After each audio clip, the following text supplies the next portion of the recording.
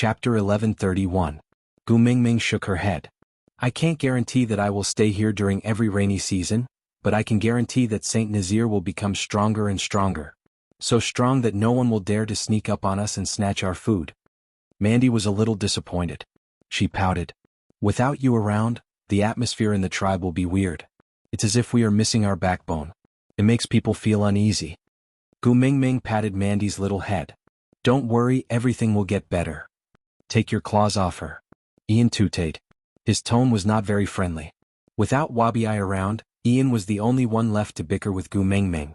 Gu Mingming smirked mischievously. She removed her hand from Mandy's head and spread her palm out in front of Mandy. She stared at Ian provocatively and shouted, Mandy, come, let's hold hands. Ian's eyes were fixed on Gu Mingming. Mandy felt overwhelmed by the favor.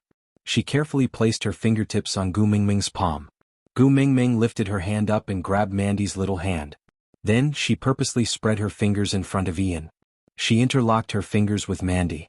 Then she raised her chin and raised her brows. She looked at Ian with a bite me if you have the guts expression. Ian tooted. He turned to look at Elvis. Your female is seducing others like this. Aren't you going to stop her? Elvis's expression did not change. He just tore off a small piece of roasted meat from Leah and sent it to Gu Mingming's mouth. My Xiaoming likes to bully others. It's her good fortune to have taken a liking to your Mandy. Snatch her back if you have the ability. If not, learn from Bode. Learn from Bode. Ian asked. Elvis looked up and said calmly, I accept my fate. Ian was so angry that he wanted to snatch Mandy back from Gu Mingming's hands. But when he saw how happy Mandy was looking at Gu Mingming with starry eyes, he forced himself to stop. Ian had admitted defeat too quickly. This made Gu Mingming feel very unhappy. When the person being provoked did not react, the provocation became especially boring. Gu Mingming let go of Mandy's hand, then hooked her finger to beckon Mandy to come closer. Mandy did not understand and just did as she was told. Then Gu Mingming whispered into her ear, after the night campfire party, come to my cave. I have something to tell you. Mandy was very puzzled. What could they not say here? But she didn't ask any questions and just nodded obediently. The males in the beast world had excellent hearing, especially at such a close distance. Ian's face turned green. He hugged Mandy's shoulders and pulled her into his arms. He stared at Gu Mingming with his sickly face. Are you really going to bully others? I'm telling you, unless you kill me now, I won't allow you to do whatever you want to Mandy. Puff. Gu Mingming almost choked on her own saliva. She stared at Ian with widened eyes. What do you think I want to do to Mandy? Ian's face flushed red and he looked at Gu Mingming as if he was looking at his love rival. After holding it in for a long time, he said, why don't I fly to Sauter overnight and bring Sandy back for you tomorrow? No matter what you want to do, just look for Sandy. Gu Mingming held back her laughter. She understood that Ian must have thought of her as a lesbian. Chapter 1132. No, no. Mandy hurriedly shook her head and instinctively struggled out of Ian's embrace. She squatted down in front of Gu Mingming and looked straight into her eyes. Afraid that she would misunderstand, she explained, you are the great messenger that I admire the most. How can I not like you? Gu Mingming glanced at Ian with a sly and provocative look, like a mischievous child playing a prank. So, do you like me? Gu Mingming asked deliberately. Mandy nodded without hesitation. I like you, of course I like you. Gu Mingming pounced forward and hugged Mandy tightly. She rested her chin on Mandy's shoulder and looked at Ian with her big eyes full of smiles. I like Mandy too. I like her very, very much, Ian nodded. Ian was going crazy but could not do anything to Gu Mingming. Elvis held onto the back of Gu Mingming's collar and pulled her back into his arms.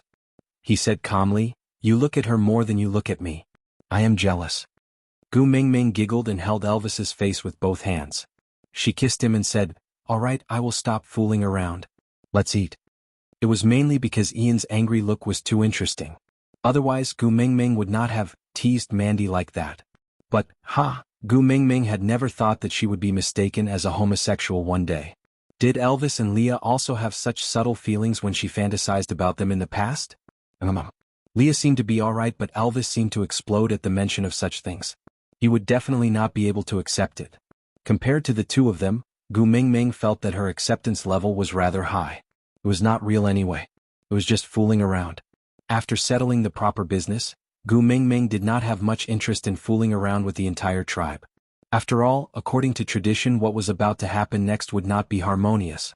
It was almost winter and the males naturally wanted to fight for the last chance to confess to the females they admired. Not interested in watching everyone clap for love, Gu Mingming left early and returned to the cave. Not long after, Mandy also found an excuse to leave. She circled around the area and headed to Gu Mingming's cave.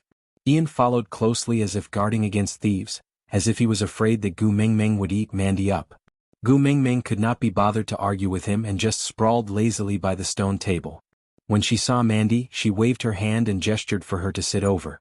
After Mandy sat down, Leah carried a big pot of meat to the table. My Mingming cannot eat too much barbecued meat. She will have a nosebleed, so I came back to prepare a special stove.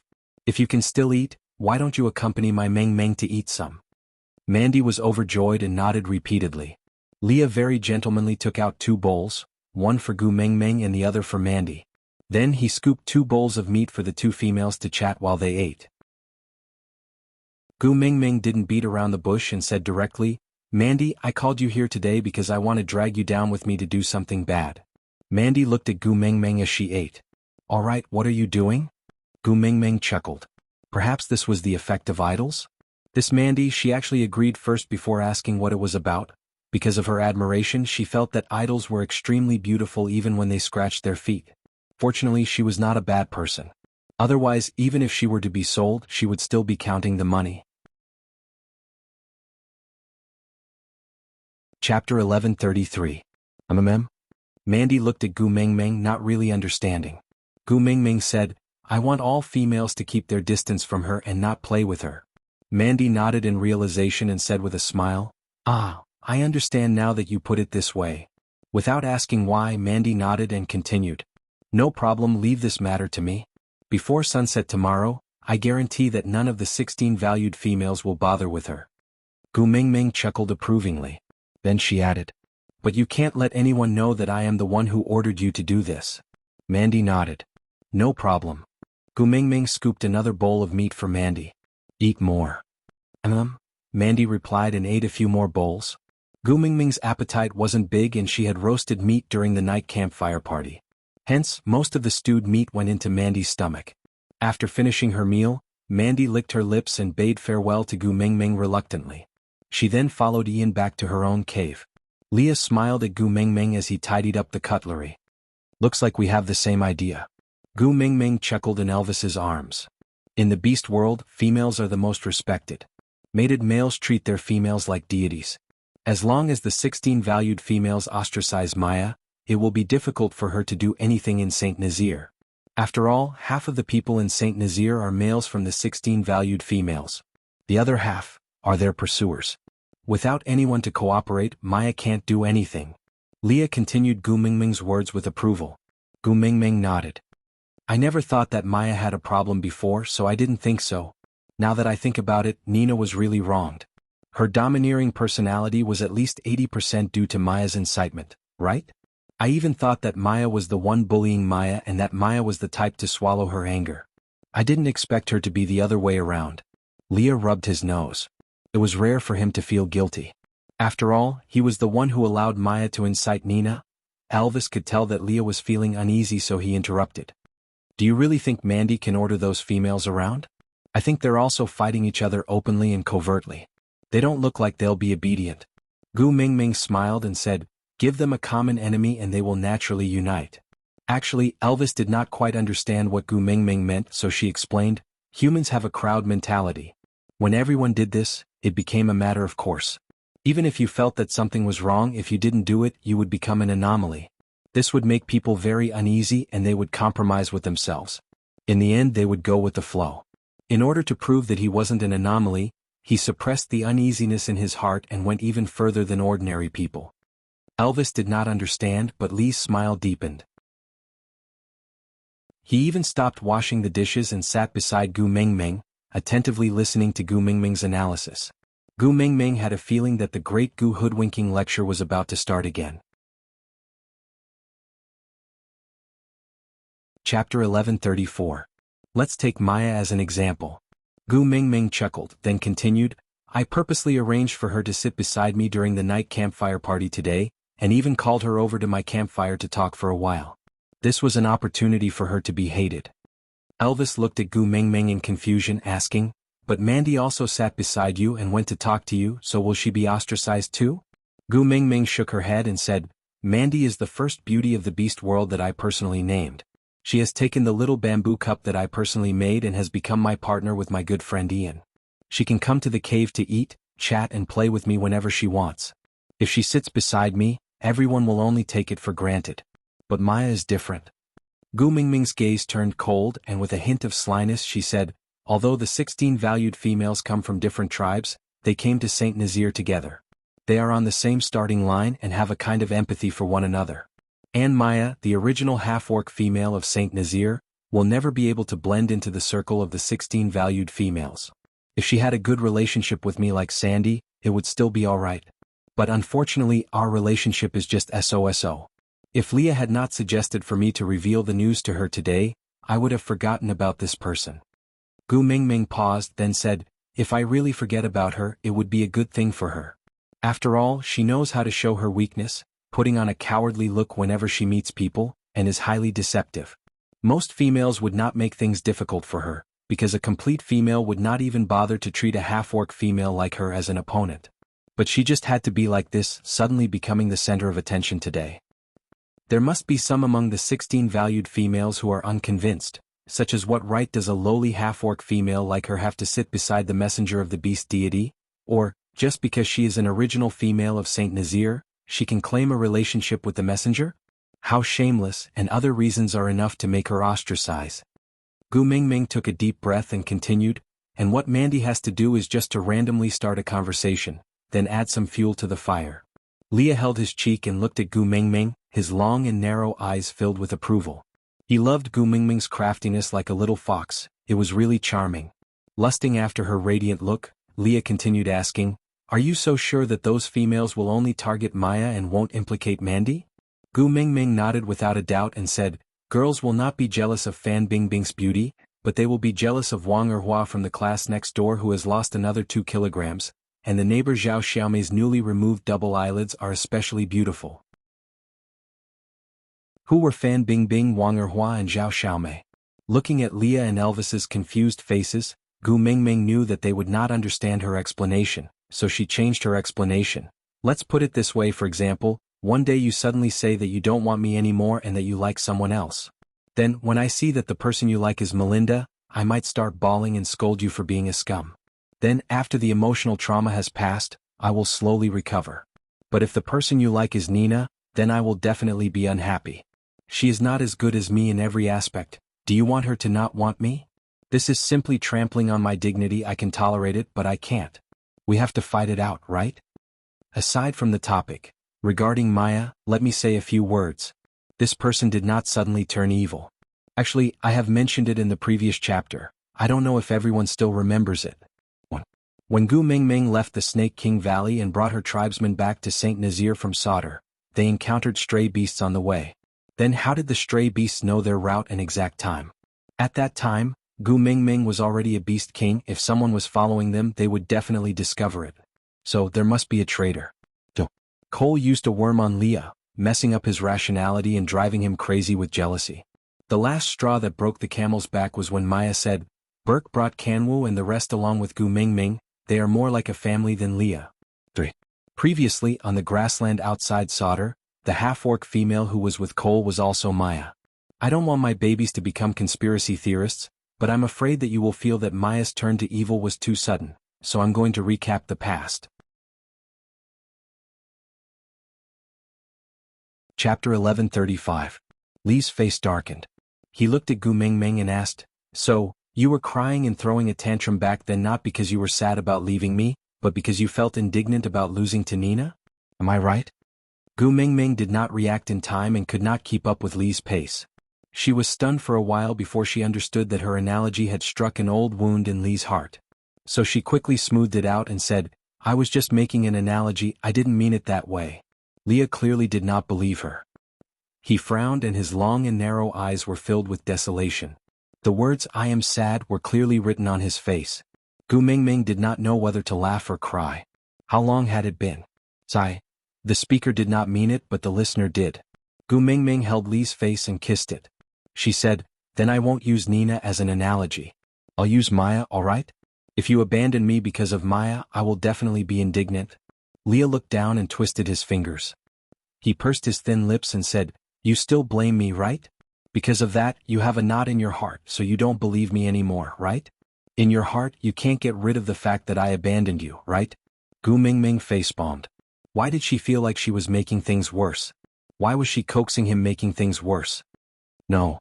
Gu Mingming held Li's face with both hands and wanted to explain. Leah raised his brows slightly and choked with emotions. He said, "You don't have to deny it. I understand. Who asked me to be the one at fault back then?" Gu Mingming said, No. Leah turned his head to the other side and looked like he was about to cry. He looked extremely wronged. Gu Mingming saw that she could not coax him anymore. So she narrowed her eyes and quickly pinched Li's ear. She said, "Yes, I was just unhappy with the show you put up with Nina. Regardless of whether it was real or fake, I can't forgive you for saying that you don't love me. So you better stay away from other females in the future. If I see you being nice to other females other than me again, I will pinch your ear off. Do you hear me?" With Gu Mingming's roar, Leah was no longer pretentious. He looked at Gu Mingming affectionately and nodded his head seriously, like a Samoyed being reprimanded by its owner. He looked innocent and pitiful, making others dote on him. He took the initiative to wrap his arms around Gu Mingming's waist and gave her a full hug. "My Gu Mingming is the best. I knew you wouldn't care about me." Gu Mingming held her forehead and heaved a sigh of relief. What kind of despicable person was Leah? She couldn't coax him, so after shouting a few times he calmed down. But wasn't he analyzing Maya's situation just now? What was I saying? But I have to correct one thing. Leah rested his chin on Gu Mingming's shoulder and looked at her sideways. "Melinda is not as good as you. Everyone in this world is not as good as you. You won't lose to anyone." Gu Mingming could not help but laugh out loud. She was actually happy to be praised by her own man. Even though Gu Mingming felt that objectively speaking, Melinda was prettier than her. But who wouldn't want to be the prettiest girl in her man's heart? Gu Mingming hugged Li's head with both hands and rubbed it. Then she continued, "Yeah, you have good taste. Keep it up." Because of Li's interruption, Gu Mingming had forgotten to analyze this matter in detail. But anyway, the results would be displayed in front of her tomorrow. There was no difference whether she analyzed it or not. Aside from the topic, there were still 4 days before the release. Yeah, it should be around 120,000 on the first day. Babies, are you surprised? Are you surprised? Chapter 1136. Mandy indeed did not disappoint Gu Mingming. The next morning was still fine, but by noon the atmosphere in Saint Nazaire was clearly different. As Elvis had already stored enough food and did not need to go out hunting, Gu Mingming let him accompany her to walk around the tribe. On one hand it was to check if there were any loopholes, and on the other hand she wanted to see Mandy's results. By the stream, the 16 valued females were sitting in a circle discussing something. When they saw Gu Mingming, they all stood up and greeted her in a docile manner. Gu Mingming waved at Mandy, who walked over with a smile. "What were you talking about just now? Why are you smiling so happily?" Gu Mingming asked, even though she already knew the answer. After all, with her current hearing, she had already heard their conversation from afar. Mandy chuckled and replied, "Liana and the rest took in a few new males last night and are showing us her mating marks." Yeah, Gu Mingming heard this just now. Liana's new partner last night, mark on her butt. To prevent Liana from lifting up her beast-skin skirt to show her new mark, Gu Mingming spoke first. "Last winter, there were 3 females in Solder who gave birth to cubs, and one was pregnant with a female cub. This year all of you must fight hard for me. Don't let others say that my 16 valued females are good-looking but useless, understand? Great Messenger, don't worry. We have sufficient food this winter, and with you, the leader and the witch doctor around, we don't need to worry about being disturbed. We will work hard to mate and fight hard for the Great Messenger when winter ends next year. We won't let those foxes in Solder lose out." The one speaking was Liana. Gu Mingming nodded in satisfaction and said, "Females are the tribe's precious resource, and cubs are the foundation of a tribe's strength. All of you must work hard, the glory of Saint Nazaire depends on all of you." The females were all fighting to be the first to agree to Gu Mingming's request, as if they were injected with chicken blood. Gu Mingming nodded in satisfaction and thought to herself, "Males, this is as far as I can help you." As they were chatting and laughing, Maya also arrived at the stream. But before they even got close, the faces of the 16 valued females darkened. Gu Mingming pretended not to understand and looked at everyone, then at Maya, not saying a word. Mandy exchanged glances with the 16 valued females before walking to Gu Mingming's side. She said coquettishly, "Gu Mingming, I have a secret to tell you. Follow me back to my cave to take a look, alright?" Gu Mingming naturally had to go along with Mandy's act, so she nodded. "Alright." After agreeing, he said to the others, "Sorry girls, Mandy and I will be leaving first. I'll chat with you another day. Take care, Great Messenger." "Goodbye, Great Messenger." The 16 valued females smiled and waved at Gu Mingming, then watched her leave. In actual fact, Gu Mingming and Mandy had secretly returned to the stream after taking a detour. But this time, they hid behind a large tree in the distance, quietly observing the situation by the stream without revealing themselves. "Hey, half-beast female." Liana was the first to attack. She took a step forward and stood in front of Maya. She said, "We sisters want to rest by the stream. Get lost."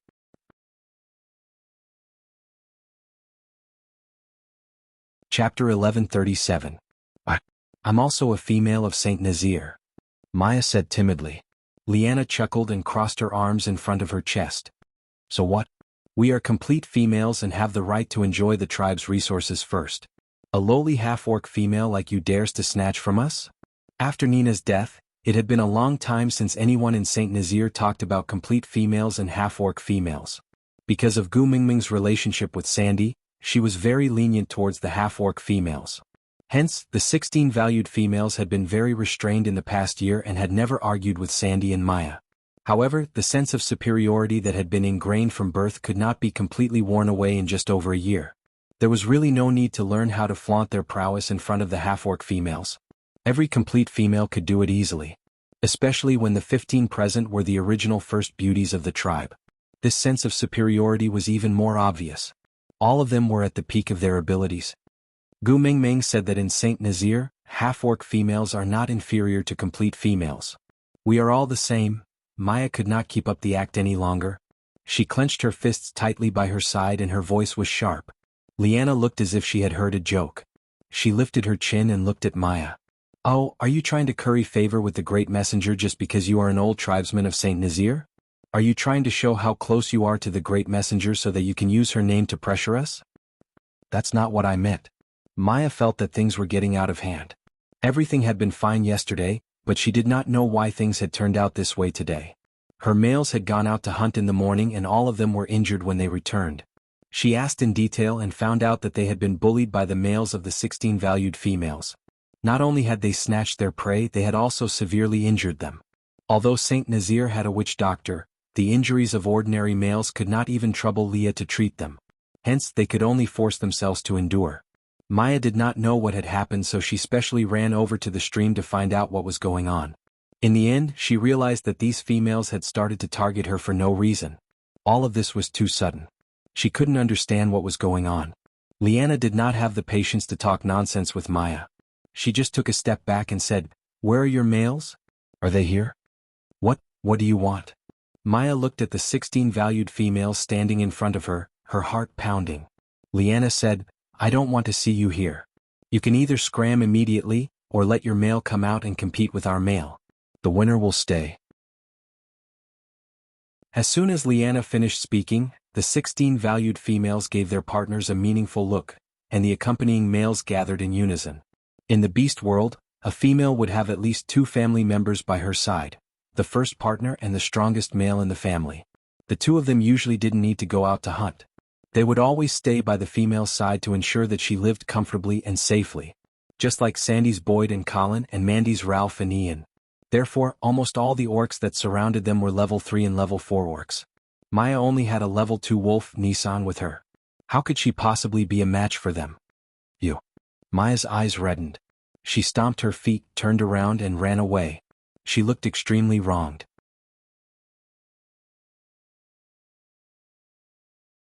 Chapter 1138. Liana snorted coldly. "Do you think we can hide our little tricks from the Great Messenger?" "You mean?" Liana continued. "With the Great Messenger's intelligence, the moment Mandy said we were going to pull her away, she knew what we were going to do. If the Great Messenger wanted to help that half-orc female, she could have stayed or asked her to leave with her. But the great messenger left with Mandy without even turning back. Isn't it obvious that she will not side with her? Yeah, that makes sense. Another female agreed. Liana continued. Maya is not Sandy. Even if she really complained to the great messenger, she will not pursue the matter even if we deny it. But, if she really dares to sow discord in front of the great messenger and ruin our image, we will show her the prowess of the 16 valued females. The 10 over females roared with laughter. Then they all started to think about how to teach Maya a lesson. Elvis, who had been by Gu Mingming's side all along, felt his scalp go numb. He carried Gu Mingming up and turned to leave. No way, these females were too scary. He could not let Xiaomeng stay with them anymore. She would be scared. However, he seemed to have forgotten. The one who had instigated these females to target Maya was the little fairy in his arms. After walking for some distance, Gu Mingming patted Mandy's shoulder. Now that I have dragged you down with me, we can be considered to have been in the same boat. Although Ian had never been my messenger's protector, his importance to me wasn't any lower than Colin's. So, you can treat me like a good friend like Sandy in the future. When you need my help, you can look for me in my cave. When you miss me, you can also look for me, yeah. Mandy smiled so widely that only her teeth could be seen. It was 70% blissful and 30% sweet. Gu Mingming smiled back. It's almost noon. Do you want to have lunch together? Mandy's eyes instinctively darted to Elvis's face. She was clearly trying to read his expression. It was almost winter, and by then, Gu Mingming would have to stay in the cave no matter how much she liked crowds. So before the snow sealed off the mountain, Elvis did not stop her even though he was unwilling. He nodded, silently allowing Mandy to accompany Gu Mingming for a meal. Mandy was overjoyed as she nodded. Then she turned to her partner and said, Ralph, send me to the outskirts of Gu Mingming's territory, then go back and ask Ian to fetch me. All right. Ralph nodded, then carried Mandy up and followed Elvis back to the cave. As winter was approaching, Oriton, who shared meals with them, treated every meal as his last. As a result, the amount of prey he brought back increased day by day, causing Leah, who was in charge of cooking, to have a bad expression on his face. There were a few times when he wanted to reject Oriton's request to share a meal with him, but on account of Gu Mingming, he held himself back. When Gu Mingming returned, she saw Oriton circling around the pot. Barit was like a silent ranger sitting quietly at the entrance of the cave, his deep and precise gaze capturing Gu Mingming's figure. Meanwhile, Leah was looking at Oriton with disdain while cooking. Seeing that Gu Mingming had returned, the smile on his face turned warmer.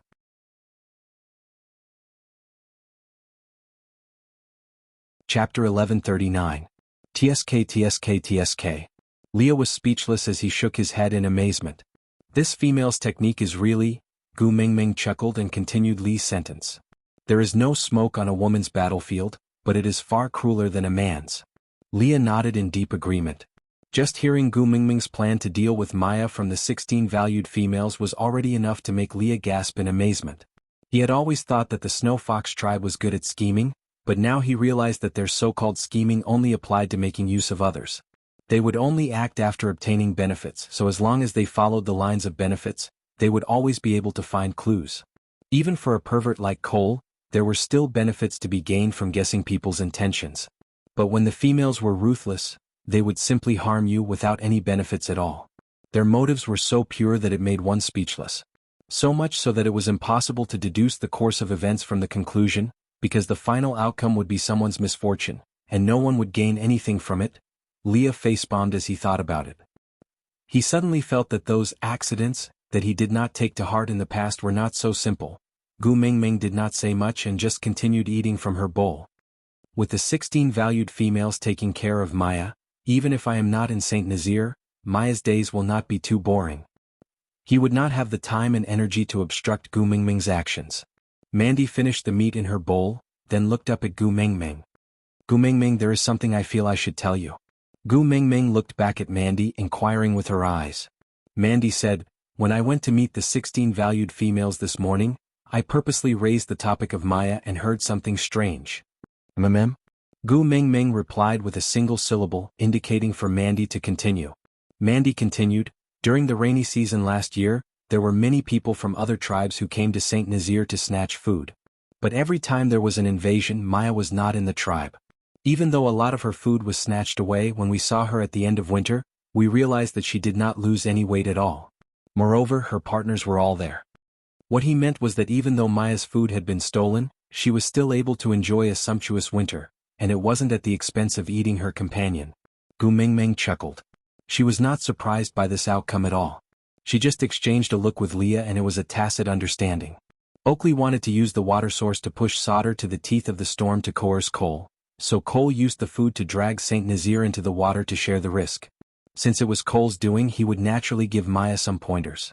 After all, most of the males who would come to snatch the food were already mated. In order to prevent their own females from starving, there was a high possibility that they would kill Maya when snatching the food. After all, as long as Maya died, her male would be devoured by the mating contract. This way, the food that her family had stored up would become ownerless, and they could take whatever they wanted. Maya was an important chess piece in the game between Cole and Leah. Naturally, Cole would not let Maya die so easily. So it was natural for him to give her a few pointers before she made a move.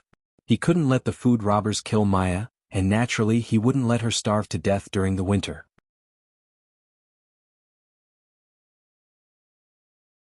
Chapter 1140. Mandy saw that Gu Mingming was not surprised at all and was even exchanging glances with Leah. Mandy thought for a moment and asked, "You already knew?" Gu Mingming did not hide anything from Maya and nodded. "Yeah, I knew." Mandy nodded. "That's true. You are the messenger of the beast deity. You must know everything." Gu Mingming chuckled. She thought to herself that the messenger of the beast deity was not a half-immortal. How could she know everything? It was just that Leah had told her about Maya's identity. Many things became clear at a glance. There was no need to explain too much. Sometimes it was good to maintain a sense of mystery. Mandy had just finished the meat in her bowl when Ian came to fetch her. He even placed a beast skin bag on the table. "My man has freeloaded a few meals at your place. Consider this a gift in return." With that, Ian did not waste any more words.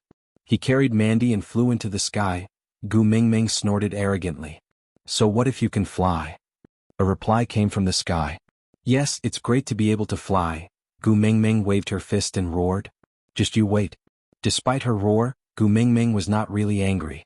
She just casually flipped open the beast skin bag on the table. There were over 50 bird eggs the size of chicken eggs inside. According to the ratio in the beast world, these eggs were probably equivalent to quail eggs in the modern world. Leah craned his neck to take a look. He smiled. "And you're good. It's almost winter and the birds are not laying eggs anymore. You must have flown for a long time to find these, right?" Laughing, Leah raised his voice and shouted in the direction that Ian had flown off to. "Hain, welcome your female to join us for a meal again." Gu Mingming burst out laughing. If Leah were to wave a handkerchief in his hand now, he would look like a brothel madam from a television drama. Leah did not know what Gu Mingming was laughing at. He just habitually curled his lips at her smile. Then he turned around to continue preparing the food. Elvis, who had been silent all this while, tightened his arms around Gu Mingming's waist. "Xiaoming, in the future, you better not hang out with the 16 valued females. They are too dangerous."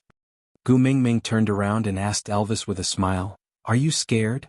Elvis nodded. If it was a tactic aimed at him, he was not afraid of anything. But he was especially afraid that those methods would be used on Gu Mingming one day. In the past he had felt that females were annoying, but now he felt that they were terrifying. Gu Mingming leaned into Elvis's arms and patted his back lightly to comfort him. "Don't worry, they won't use those tricks on me. Even if he used it, it wouldn't be enough in front of me. I've watched more than 700 episodes of Detective Conan, and I'm proficient in more than 600 ways to kill people. I'm familiar with hundreds of poisons and know how to create all kinds of alibis." Seeing how Gu Mingming was spouting nonsense, Elvis's mood suddenly became better. No matter what others wanted to do to her, he would always be there to protect her. Time passed quickly and in the blink of an eye, the mountain was covered in snow. Gu Mingming sat at the entrance of the cave. Holding her chin, she watched as the entrance, which could fit 3 people side by side, was gradually sealed by the snow. Her gaze became a little dazed. Elvis hugged Gu Mingming from behind and whispered into her ear, "It's too cold, don't sit at the entrance."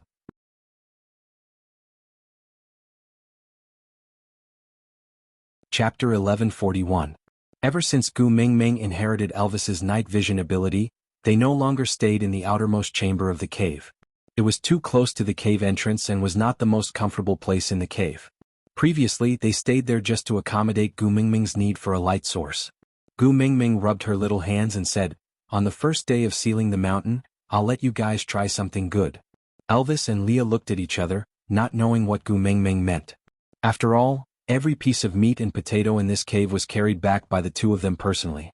What other good things could make Gu Mingming act so mysteriously? But since the little female had such an interest, the two of them were naturally willing to cooperate. So they smiled and looked at Gu Mingming expectantly. Gu Mingming took the small bamboo cup that she made in the bamboo forest and walked to the side of the wooden barrel. She lifted the lid and leaned against the barrel to smell it. Yeah, a fruity aroma mixed with a rich wine aroma. It should be drinkable.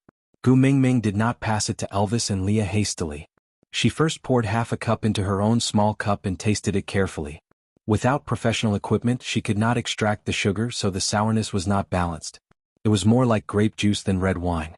But if one tasted it carefully, it was not difficult to discover that there was alcohol in it. Actually, the taste was still very good. But Gu Mingming herself had not drunk any high-quality wine in the modern world. But compared to the Great Wall Dry Red, Gu Mingming felt that her portion was still better. Gu Mingming then poured a cup for Leah and Elvis respectively after the wine was fine. Then she gestured for them to try it. Leah was a little surprised. He knocked on the wooden barrel and said, "This is for drinking? I thought you wanted to use it for bathing." Gu Mingming could not help but laugh and said, "I've only heard of people using milk to bathe. I've never seen anyone using red wine to bathe." "Red wine?"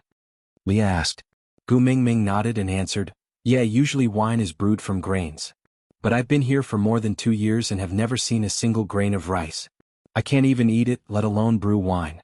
Luckily, grapes can also be used to brew wine. Although the purity is not high, it's still good to drink it. Would you like to try it?" Elvis and Leah did not say anything else.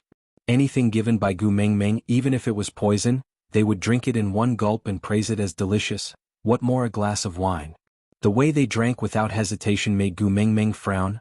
Red wine was a matter of taste. How did these two manage to taste like guillotine? If there was a wooden board stuck on the back of their necks, the two of them should have smashed the cup after drinking this bowl of wine, and then righteously said, 18 years later, we will be heroes again." Before Gu Mingming could complain, she heard a loud thud and Elvis fell straight onto the ground. Gu Mingming was shocked and immediately squatted down to hug Elvis's head, patting his face and calling, "Hubby? Hubby, what happened to you? Are you allergic to grapes? Don't scare me." Huff, huff, huff. Gu Mingming was taken aback for a moment. She blinked her eyes and looked at Elvis, whose face was rosy and his breathing was even and did not look like he was allergic at all. She was stunned for a moment before she laughed dryly and said, "It can't be. 1 cup and you'll pass out."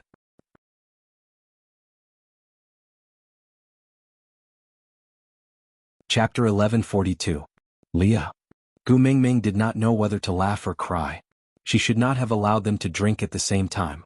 She had forgotten that there were no alcohol products in the beast world and these two had no resistance to it at all. She had thought that they might get drunk, but she did not expect them to be so drunk after just 1 cup. Leah frowned and pinched Gu Mingming's face with his large hands, forcefully turning her mouth into a fish's mouth. Then he kissed her harshly and said angrily, "What did you call me?" Leah. Before Gu Mingming could finish her sentence, Leah kissed her again, crushing the word "ya" in her mouth. Squinting his dangerous eyes, Leah said domineeringly, "Call me Daddy." Gu Mingming really wanted to spit a mouthful of red wine on Lee's face. Ever since she gave birth to Huda and his brothers, she did not call him Daddy anymore. She thought he had long forgotten about it. "Stop fooling around, let me put Elvis on the bed first, alright?" Gu Mingming tried to reason with Leah. But Leah did not care about that and squeezed himself in between Gu Mingming and Elvis. Then he squeezed Elvis out of Gu Mingming's embrace and made her his own.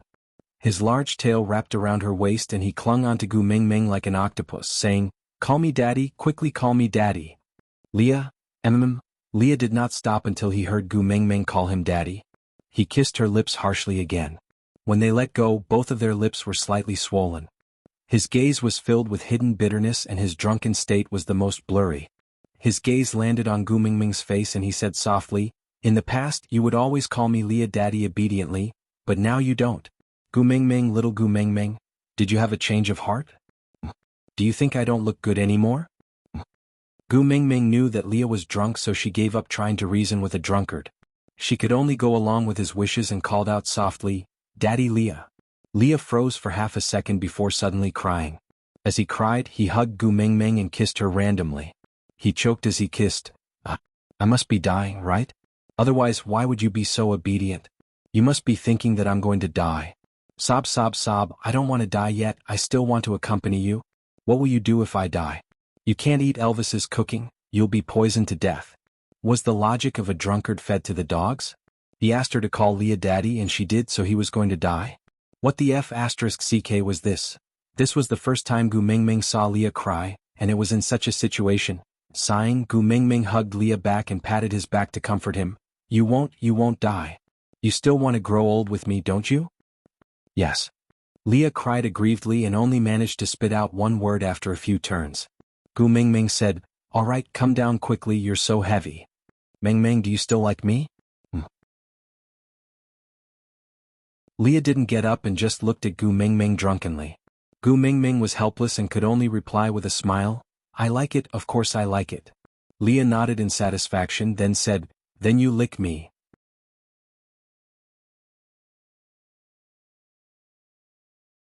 Chapter 1143. Leah stuck out his tongue and licked Gu Mingming's face, saying, Here, just like this. Similar to how dogs express their love?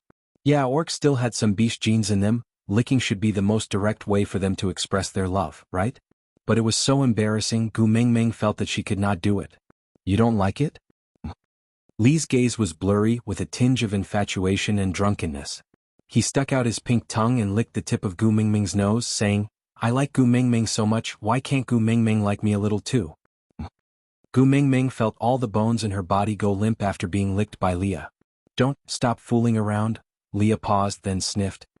He suddenly smiled and hooked Gu Mingming's chin with his index finger, saying, I can smell the scent of the fox seductive fragrance. My Gu Mingming is aroused, because of me, right? You like me licking you? No. Gu Mingming wanted to kill herself. Leah was clearly teasing her unconsciously when he was drunk, but her damn body actually reacted. Gu Mingming despised herself harshly in her heart and kept telling herself to stay calm, stay calm. It was a perverted act to lay hands on someone who was not in his right mind. She was a good wife from a good family, she would not do such a thing. Leah bit Gu Mingming's lips. Hearing Gu Mingming gasping in pain, he seemed to be smiling happily, wiping away his tears and curling his lips, saying, Punish you, who asked you not to tell the truth? Gu Mingming, you're not good, you secreted so much fox seductive fragrance when I licked you. The last time when I licked here, the concentration of the fox seductive fragrance almost made me lose consciousness. His slender fingers gently wiped Gu Mingming's lips, asking, Did I bite you? It's all red, it must be painful. As he said, he pulled Gu Mingming's hand and placed it on his chest, saying, If you're in pain, I feel the pain too. Damn, don't bite me if you're feeling heartache. Moreover, what kind of scene was that when he said that he felt heartache and smiled at the same time? Seeing that Gu Mingming was not saying anything, Leah blinked his eyes as if his brain was broken and he was trying hard to organize his thoughts. After a long while, he finally said, Why don't I lick you? You can lick me after you're happy? Gu Mingming was really speechless, they were not even two damn dogs, why were they licking? Gu Mingming hardened her heart and thought if she should just release some beast pressure to make Leah faint. But before she could do anything, she heard a sound from the side. When she looked up, Elvis, who was lying on the ground like a corpse, was already standing there with his hands behind his back. He was looking down at Gu Mingming, who was lying on the ground under Leah. Xiaoming, get up.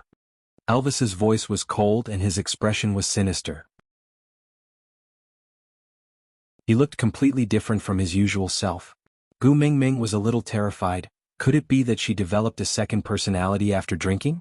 She pushed Leah, but Leah just lay on Gu Mingming's body, refusing to get up. Gu Mingming had no choice but to look up at Elvis. In the end, the moment she met his eyes, she felt her body becoming lighter. Leah was thrown out by Elvis in a parabola trajectory, crashing heavily against the cave wall. Elvis then lifted Gu Mingming up and said coldly, I said get up. Damn, Elvis looked so scary after drinking. Could it be that he was going to commit domestic violence after drinking? Aside from the topic, these two fellows passed out after one drink. Their styles after getting drunk were completely different. Yeah, everyone can look forward to what kind of jokes these two fellows would make tomorrow.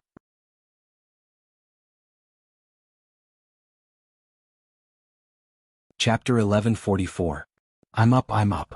It had been a long time since Gu Mingming was carried by Elvis like this. Her feet did not touch the ground, and after kicking a few times, seeing that Elvis had no intention of putting her down, she just gave up and treated herself as a piece of laundry that was hung up. Elvis's blue eyes were bottomless and his expression was calm and sinister. He did not look like he was drunk, but an extremely calm killer executing a mission. This expression was actually Elvis's signature expression before he met Gu Mingming, but she had never seen him like this before. A large hand pinched Gu Mingming's lower jaw and his gaze locked onto her swollen lips. He frowned slightly and his blue eyes deepened. His voice was as cold as a bone-chilling wind. He bit you? Gu Mingming was thinking that Elvis's black and drunken look was not one to be trifled with. Should she lie for Leah? In the end, before she could say anything, her mouth was forcefully kissed by Elvis. His nimble tongue attacked the inside of her mouth, taking whatever he wanted and turning the world upside down. He kissed her until she almost suffocated before Elvis let go of her. There was not a hint of lust on his face and he was still as cold as an assassin.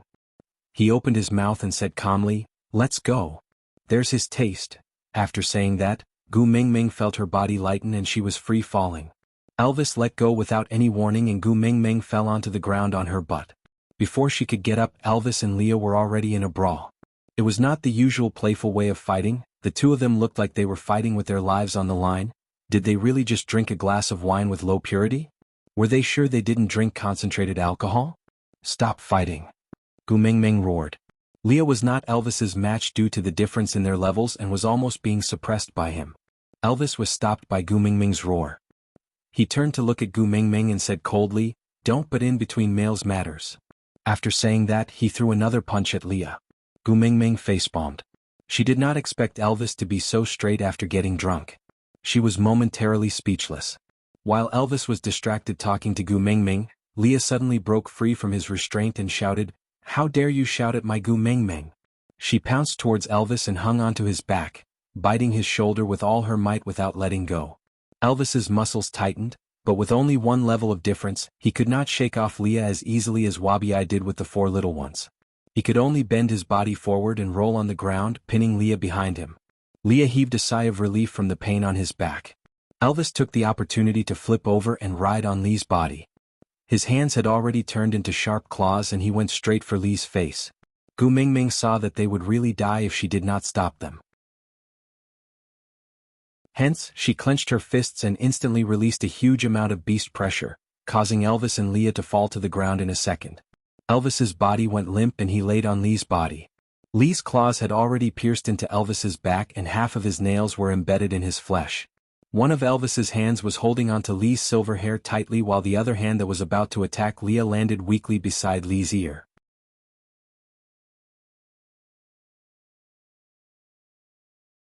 Chapter 1145.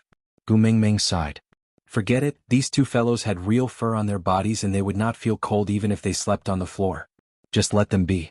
Gu Mingming shook her head helplessly and poured herself another glass of grape wine. She tasted it carefully and it tasted really good. Moreover, the purity was really not high. She did not know why the two of them were so drunk. After drinking 2 to 3 glasses, Gu Mingming felt tipsy so she covered the glass and climbed back into bed to sleep. She did not know how long she slept in a daze. But when Gu Mingming woke up, Elvis and Leah had not woken up yet. The two of them were still in the same position as when they were fighting. But now they seemed to be more intimate. Elvis loosened his grip on Lee's hair so he was no longer in a state of grabbing but, in my hand that went through your silver hair. His other hand that was originally going to attack Leah had now gone through the back of Lee's neck and was used as a pillow under his head. Lee's claws that were originally stuck in Elvis's waist had loosened a little and his nails had already been pulled out from his flesh. But now, his 2 arms were wrapped around Elvis's waist as if he was hugging him. 4 long legs were intertwined and the beast skin dress had already become crooked during the fight.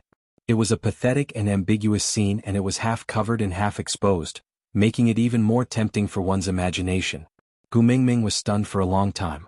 She stared blankly at this scene that was even more seductive than a calcium film. Blood flowed down her nose uncontrollably. Elvis and Leah were traumatized by Gu Mingming's blood because of the scene of Gu Mingming's difficult labor when she gave birth to Kanwu and how Snakel carried Gu Mingming back in the Snake King Valley. So the moment they smelled her blood, the two of them woke up in shock. The first second after they opened their eyes they were in a daze. Then, shock. Elvis and Leah originally thought that they were hugging Gu Mingming, so their first reaction when they opened their eyes was to stare at each other affectionately. But with just one look the two of them were petrified. They immediately bounced back as if they were electrocuted. Then the two of them peeked at Gu Mingming in unison. Seeing the blood dripping from her nose, he gritted his teeth in anger, but there was nothing he could do. Elvis hugged Gu Mingming in his arms and supported the back of her head with his hand to raise her head. Leah, on the other hand, quickly went to the door and dug out 2 large chunks of snow, using his body to melt it into water, before patting it on Gu Mingming's forehead and nose bridge. The temperature of the snow was very low. After Leah melted the snow with his hands were also very cold. When he touched Gu Mingming's skin, there was an icy feeling and it was very comfortable. Gu Mingming squinted her eyes and giggled foolishly while Elvis and Lee's faces darkened even further. "Erase whatever you're thinking about right now." Leah smacked Gu Mingming's forehead as he commanded, almost gritting his teeth. Gu Mingming feigned ignorance and smiled. What am I thinking?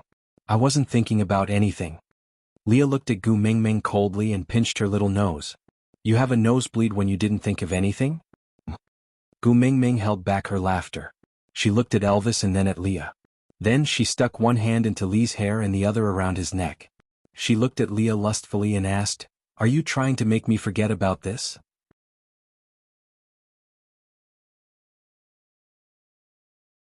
Chapter 1146. Just now when she woke up, Elvis was hugging Leah in this position, but the look between Elvis and Leah was definitely not like what Gu Mingming was showing now. But as the impact was too great, Elvis and Leah were already in a daze, so they did not notice this detail.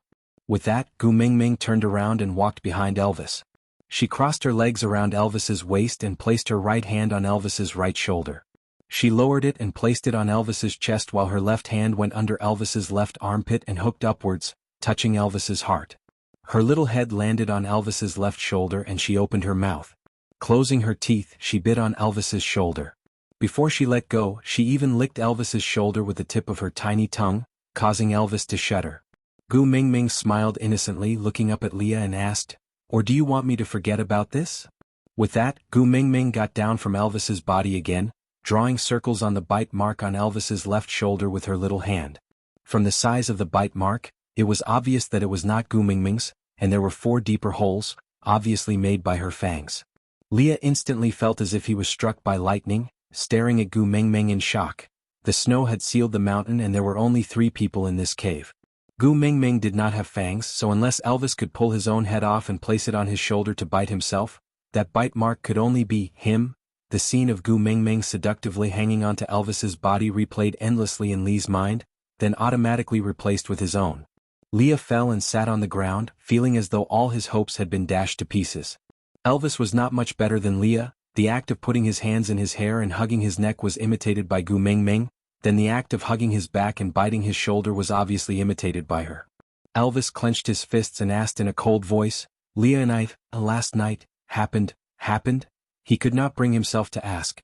Gu Mingming tried hard to hold back her laughter and said, "So many things happened, do you want me to replay them one by one for you to see?" "No need." Leah looked up abruptly and took a deep breath. Then he gritted his teeth and said, "You just have to tell me one thing. Between the two of us, who was on top and who was on bottom?" Gu Mingming was laughing like a dog in her heart, but it was such a rare opportunity. He had to hold it in. Thus, Gu Mingming tapped her chin lightly with her little hand, as if she was trying hard to recall. Then she said, "Oh, you were pressed down by Elvis yesterday? And beaten up." Gu Mingming did not say the last word naughtily. Lee's face turned green and Elvis was no better. So, both of them betrayed Gu Mingming and did something indescribable in front of her? Elvis staggered to the side of the wine barrel and raised his paw to smash it. Gu Mingming was shocked and immediately rushed over to block the barrel. She stared wide-eyed at Elvis and asked, "What are you doing?" Elvis's eyes were bloodshot and when he looked at Gu Mingming, he felt like his heart was aching. He squeezed out a sentence from the gaps of his teeth, word by word, "Let me destroy this harmful thing first. Then you can punish me, all right?" Gu Mingming was taken aback when she met Elvis's eyes. She wanted to play a prank but did not want to hurt Elvis and Lee's hearts.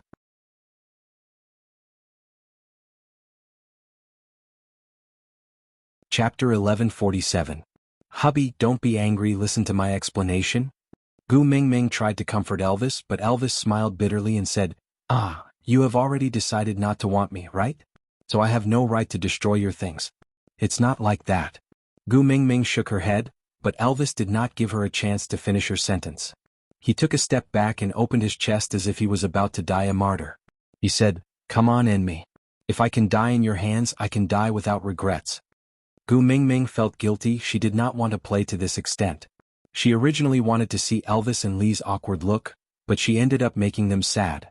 Gu Mingming directly flew into Elvis's arms and bumped into him. She shook her head and said, "Hubby, nothing happened between you and Leah?" Elvis's back stiffened and he immediately lowered his shoulders. He said, "You are still so kind and soft-hearted. Even after such a thing happened, you still can't bear to kill me? But what should I do? I can't face you." Gu Mingming hugged Elvis tightly and said, "I didn't lie to you, really. Both of you had a fight last night and it was a little fierce, so I used my beast pressure to make both of you faint afterward." Leah swayed his tail and stood up from the ground. He turned around and leaned against the side of the wooden barrel. He crossed his arms and looked at Gu Mingming. He said, "Elvis, don't be so calculative. Anyway, I am the one at a disadvantage. I don't even mind. Why do you mind? Didn't Mingming always want to see such a scene? Let's just take it as a sacrifice to satisfy her." The veins on Elvis's forehead protruded. He looked at Leah coldly and said, "Yeah, right, I almost forgot about you." With that, Elvis stretched out his sharp claws and pounced towards Leah, looking like he wanted to take his life. Leah lowered his body and easily dodged. He then pulled Gu Mingming over and pushed her in front of Elvis. He hid behind Gu Mingming and said, "Mingming, look at him. He took advantage of me and still wants to abuse me. Sobs, sobs, sobs, I can't live on anymore. If you can't, then go and die."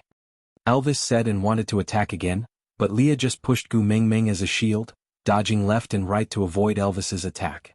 Elvis was afraid of hurting Gu Mingming, so he tried many times but failed to hit Leah. Gu Mingming was dizzy from being shaken by Leah, but looking at the situation she understood that Leah had reacted and believed Gu Mingming's words, so Gu Mingming could only beg for mercy. "All right, Leah, stop fooling around. Hurry and explain to Elvis. He will get angry if you continue." Only then did Leah pull Gu Mingming into his arms, pinching her little nose and shaking it left and right. His long and narrow eyes were filled with ridicule and reproach, as well as overwhelming indulgence and pampering. "Why didn't I see you being so obedient when you caused trouble? Are you begging for mercy now that you can't clean up the mess? I was wrong, I was wrong." Gu Mingming looked up at Leah with her innocent little puppy face and begged, "Hurry up, Elvis will really flip out if you continue." Leah tapped Gu Mingming's little nose and said, "I will settle the score with you later." Gu Mingming stuck out her little tongue and lowered her head in defeat. Leah, on the other hand, walked 2 steps towards Elvis out of boredom. He wanted to touch Elvis just now, but Elvis dodged away like he was avoiding the plague.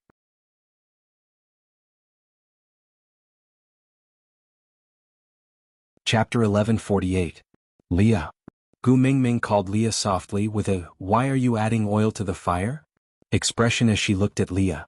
Leah poked Gu Mingming's little head, then looked at Elvis with a chuckle. "If I'm in heat, I will emit my fox seductive fragrance uncontrollably. I can't even control it myself. Take a sniff. Does this cave have my fox seductive fragrance?" Elvis was taken aback, then he really sniffed carefully with his nose. No, there really wasn't. A crack seemed to appear on Elvis's face, then an expression as if he had just survived a calamity slowly emerged from the sinister surface. Leah poked Elvis's shoulder again, saying, "Look at the wound yourself. Does it look like I bit you when you were flirting? When have you ever seen me bite Gu Mingming so harshly?" With that, Elvis lowered his head to look at the wound on his shoulder. Indeed, to a male this kind of wound was nothing, but one could tell that it was not left by biting when he was in heat. The flesh was already flipped open. He must have bitten really hard at that time. Leah rubbed his own hair again, then gently pushed it aside for Elvis to see, saying, "Have you ever seen anyone scratch out such a deep wound on their scalp while touching someone's hair? This technique, why do I feel like you wanted to fix my head in place then directly blow it off?" Elvis glanced at the wound on Lee's head. Yeah, this was his usual technique. The turbid air in his chest finally dispersed. Elvis looked at Gu Mingming with a complicated gaze. "Xiaoming, come here." Gu Mingming walked over timidly, pinching Elvis's beast-skin skirt lightly with 2 fingers, saying, "I was just joking, I didn't expect you to take it seriously." I was wrong, I won't joke like this again in the future. Elvis poked Gu Mingming's little head, sighing helplessly. You also promised me the same thing the last time you had a nosebleed. Which meant that her credibility had gone bankrupt. Gu Mingming smiled awkwardly, wrapping her arms around Elvis's waist. That was because you shouted at me yesterday, that's why I pranked you. Elvis raised his eyebrows. He did not believe that he would yell at Gu Mingming. It was not enough for him to hold her in his palm.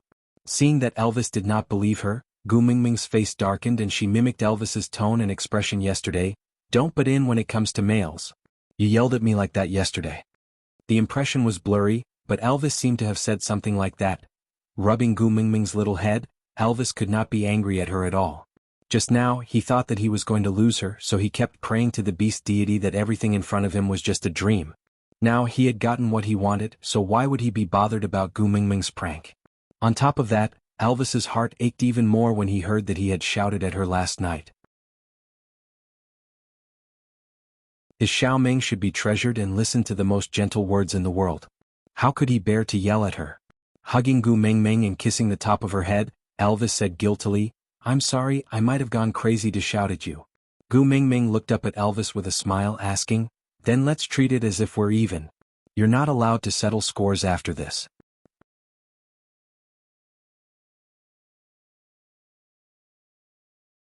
Chapter 1149. Leah tapped Gu Mingming's shoulder lightly and said, I didn't shout at you yesterday, right? Gu Mingming knew that Leah might have seen through her prank long ago, so he was not as agitated as Elvis and she did not feel so guilty towards him. But due to the two-faced nature of her fox, Gu Mingming decided not to fight him head-on. She pulled her lower lip and flipped the wound out for Leah to see, saying, Guess why Elvis fought with you yesterday? Leah frowned when he saw the wound on the inside of Gu Mingming's mouth, as if a needle was pricking his heart. Yes, I bit you? Gu Mingming hugged Lee's head and kissed him. Leah was first taken aback, but quickly turned the tables around and held the back of Gu Mingming's head to deepen the kiss. He even used the tip of his tongue to gently stroke the wound on the inside of Gu Mingming's lower lip. Yeah, it matched his teeth. When they ended the kiss, Leah was already very sure that he was the one who caused the wound. His heart ached for her, but Leah would not apologize to her like Elvis. Instead, he pinched her little nose and said, Tell me, what did you do to anger me to the point that I want to bite you, huh? Gu Mingming's heart ached. She could not admit it. Gu Mingming instantly recalled the scene of Leah asking her if she liked him licking her with his drunken eyes. You're blushing. Leah looked at Gu Mingming with great interest. He squinted his eyes and sniffed with his nose, saying, Fox seductive fragrance. Gu Mingming, did I forget something extremely important? Gu Mingming shook her head and said, No. Leah held onto Gu Mingming's waist and lifted her up. Gu Mingming's lower abdomen was pressed tightly against Lee's body. Lee's smile was devilish and sly, the corners of his lips curved into an ambiguous arc, saying, You didn't? Why do I feel that you definitely did, and it's very important? Gu Mingming, shouldn't you help me recall it personally? With the last word, Leah blew lightly into Gu Mingming's ear, causing her to feel numb all over her body. Taking a step back, Gu Mingming bit the corner of her lips and decided to take revenge. Thus he chuckled and said, I deserve to be bitten. Does seeing you cry count? Leah was taken aback and immediately denied, Impossible, I have never cried before. Elvis added, Yeah, I've never seen him cry before. Gu Mingming's shoulders shook as she chuckled. Then she placed both her hands on Lee's shoulders and said with a heartbroken look, I'm going to die soon, right? Mingming, am I going to die? Mingming, I don't want to die yet. Leah was stunned. He stared at Gu Mingming for a moment before saying, You made it up, right?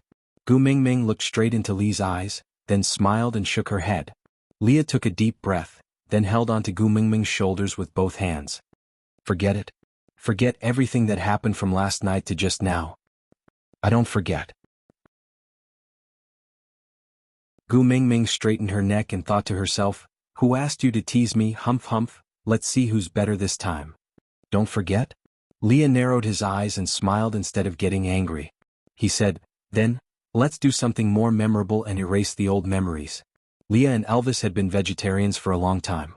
How would Gu Mingming not understand what Leah meant by something more memorable? But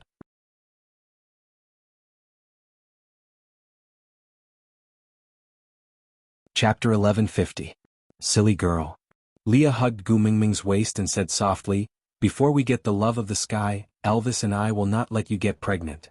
Elvis nodded and said, "The snow is not thick enough. Just in case, I will go guard the cave entrance." Leah hugged Gu Mingming in his arms and gave Elvis a thank you look. The two of them did not say anything else, they had a tacit understanding between each other. After Elvis left, only Gu Mingming and Leah were left in the cave. Leah hooked Gu Mingming's little chin, his long and narrow eyes filled with lust, and he said, "Because of you asking for a child, I endured for so long not daring to touch you. You have been torturing me so hard recently, how are you going to make it up to me, Gu Mingming clearly knew what was going to happen next, so she naturally did not dare to challenge Leah at this moment, or else with Lee's black-bellied character, he would make her unable to get off the ground for 3 days. Hooking her arms around Lee's neck, Gu Mingming smiled in an ingratiating manner and said with arched eyebrows and eyes, "I will forget about you crying before, all right?" Leah gritted his teeth and said, "You are really good at spoiling the atmosphere. Do you think I will let you off just like that?" Gu Mingming felt that she had been seen through, but she was not angry and just said shyly, "Don't torment me too much, I am scared." Once Gu Mingming gave in, Lee's heart itched even more unbearable. He flipped over and pinned Gu Mingming under his body, gently biting her left earlobe, and said in a low voice, "My little Mingming, do you still remember what you promised me previously?" Gu Mingming's face was blank, it was obvious that she had completely forgotten about it. "When we were in solder, you thought of all sorts of nonsense and caused your nose to bleed. Elvis and I were so scared that we almost wanted to settle down by the stream. At that time you promised me that I could punish you however I wanted to. Now you want to go back on your word, huh?" Lee's entire body was above Gu Mingming, giving off a strong sense of oppression and presence. Gu Mingming twisted her body, trying to fight for more space for herself, but to no avail. Leah was bullying Gu Mingming with a force that could not be pushed away unless she hurt him, knowing that she could not bear to hurt him. Gu Mingming could not even breathe smoothly because of Leah. She blushed and said, "How long has it been, you still remember it?" Lee's kiss landed lightly on Gu Mingming's lips. He did not go deep and just kissed her lightly. "I had originally forgotten about it, but you refused to change. I feel that if I don't teach you a deeper lesson and make you remember my sexual orientation, your little brain will always be filled with all sorts of nonsense." Gu Mingming's lips twitched. Fine, this time he was in the wrong again. Gu Mingming pulled out her arms and wrapped them around Lee's neck. She asked coquettishly, "Then tell me, how should I punish him?" "Do you like me?"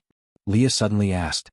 Gu Mingming took the initiative to offer her own lips and kissed Lee's Adam's apple. She said, "I like you." "Then, lick me." Leah smiled extremely devilishly, a teasing look in his eyes. Gu Mingming was stunned and blushed instantly. She said, "Aren't you drunk? Why do you still remember?"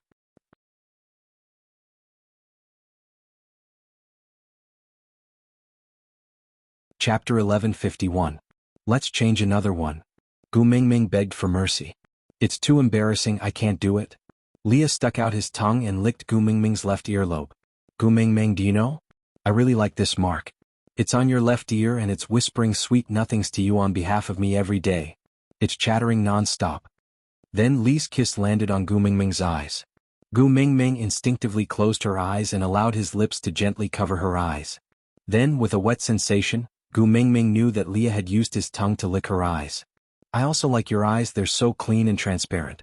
The radiance in your eyes makes the stars in the sky dim and dull.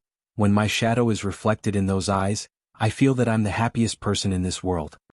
Lee's lips moved downwards and landed on Gu Mingming's little nose. He kissed it and then bit it lightly. The tip of his tongue brushed past it and Gu Mingming laughed out loud from the tickling. "I like your nose, especially when you're so proud of yourself. It's so vivid that I can see your mischievousness and cuteness, so I can't help but want to pinch it. Oh, right, I also like the joyful smile on your face when you use it to smell the food I cooked for you." He then moved downwards and kissed Gu Mingming's lips lightly. He pecked and kissed 7 to 8 times before finally covering her lips deeply. His nimble tongue tangled with the tip of her tongue in her mouth and danced with hers. "I also like your lips. When you laugh, when you're playing around, when you're aroused, even when you're scolding me, every note they make fascinates me, makes me sink and makes me unable to control myself. No matter where I am, as long as this little mouth calls out to me, even if we're separated by mountains and oceans, I'll still fly towards you, disregarding everything." Holding Gu Mingming's little hand, he brought it to his lips and kissed it. Then he bit each of her fingers and sucked on them gently. "I like your little hands. When you wave at me, when you hug me, when you hold my hand, and when you twist my ear. It clearly transmitted your warmth to me and warmed my cold soul. Leah kissed Gu Mingming's entire body. Every time he kissed a spot, he would say a reason and a sentence of love. Gu Mingming's maiden heart exploded like popcorn and she felt as sweet as if she was soaked in honey. Mingming, what about you? What do you like about me? Leah circled one arm around Gu Mingming's waist while the other supported the back of her head. With a flip, Gu Mingming laid on his chest. Like what I did just now, lick the place you like, let me know how much you like me, Perhaps it was because the atmosphere Leah had created was too perfect that Gu Mingming really felt that licking someone was not something that was embarrassing or unacceptable.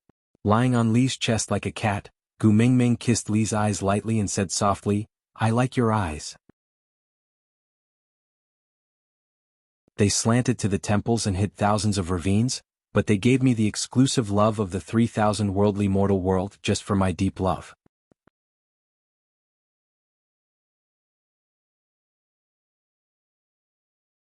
Chapter 1152.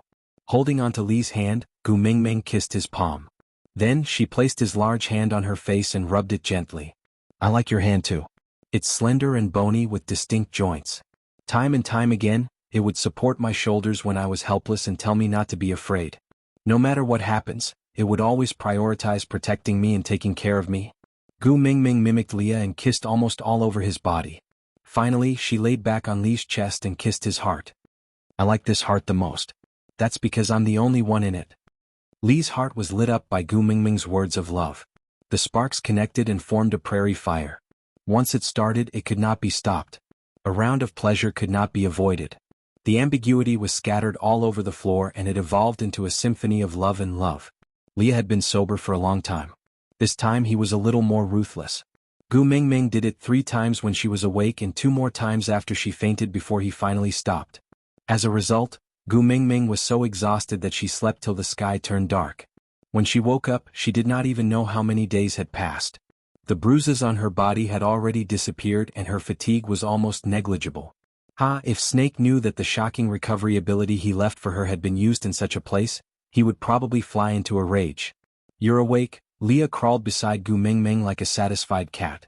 His thick tail swayed to show his master's good mood. Gu Mingming stretched out her hand and Leah automatically placed his large tail into Gu Mingming's arms.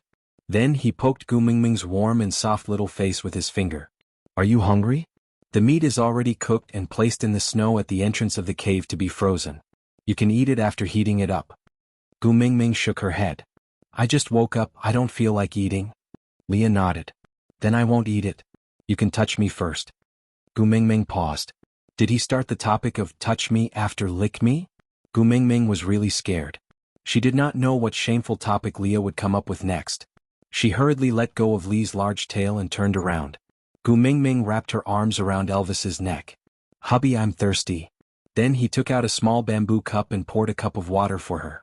I was afraid that you would get a nosebleed due to excessive internal heat, so I kept the water boiling on the fire in the cave. But it's a little hot. Drink slowly. Gu Mingming replied. She lifted the cup and started sipping the water. Leah knew that she was shy and did not continue teasing her. After all, Gu Mingming had not eaten before making love. Now that she had slept so much, her stomach must be empty. So Leah got off the bed and went to the entrance of the cave to retrieve the stewed meat that was frozen in the snow. He placed it in the pot and heated it up. Not long after, a fragrant aroma filled the air, making one's mouth water. Gu Mingming sat at the table and ate the meat. She drank 2 mouthfuls of water. It was bland and tasteless. She poured herself a glass of wine to go with her meal. After Elvis and Leah experienced their first hangover, their expressions changed. They wanted to run away from Gu Mingming the moment they saw the red liquid in Gu Mingming's cup. Gu Mingming took a sip. Then she smacked her lips. Meat stew goes with wine. The more I drink, the better it feels. Tisk, no one else can do this, aside from the topic. Hurry, there's no time. Hurry up and board the train. Look at the car plate.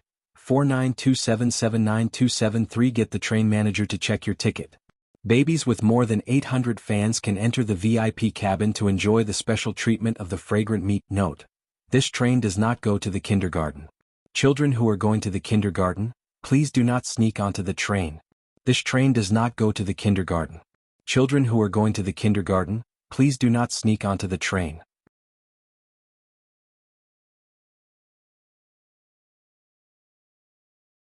Chapter 1153. The two males looked at Gu Mingming in horror as she finished the entire glass of wine with gusto.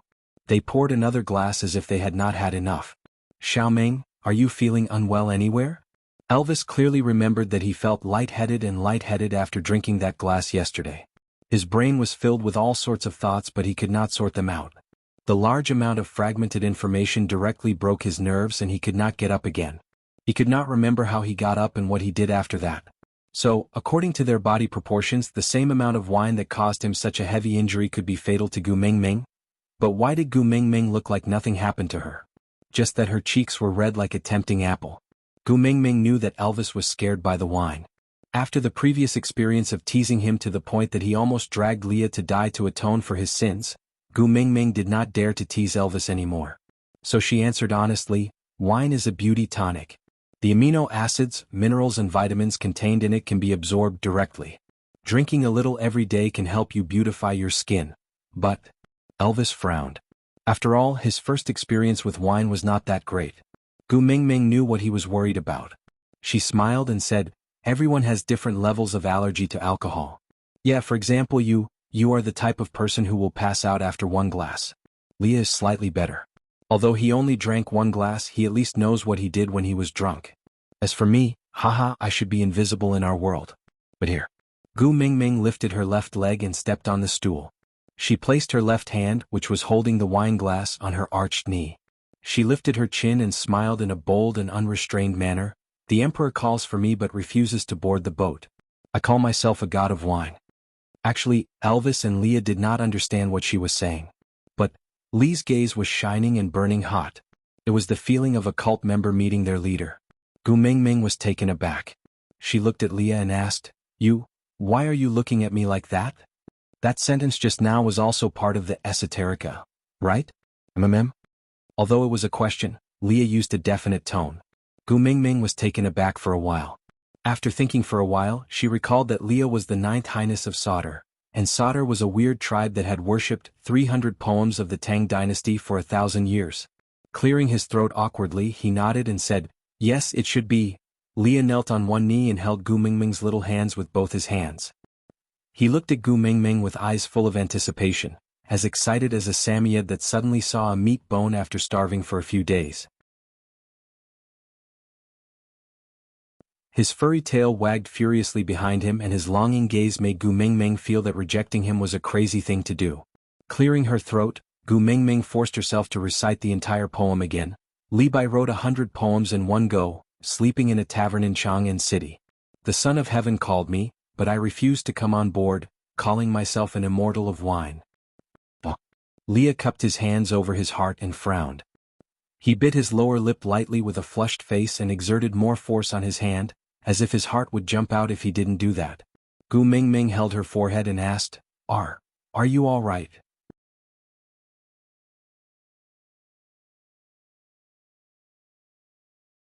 Chapter 1154. I've read Tang poems before but I've never seen you like this. Why are you, looking like you're in heat? Gu Mingming looked at Leah in confusion.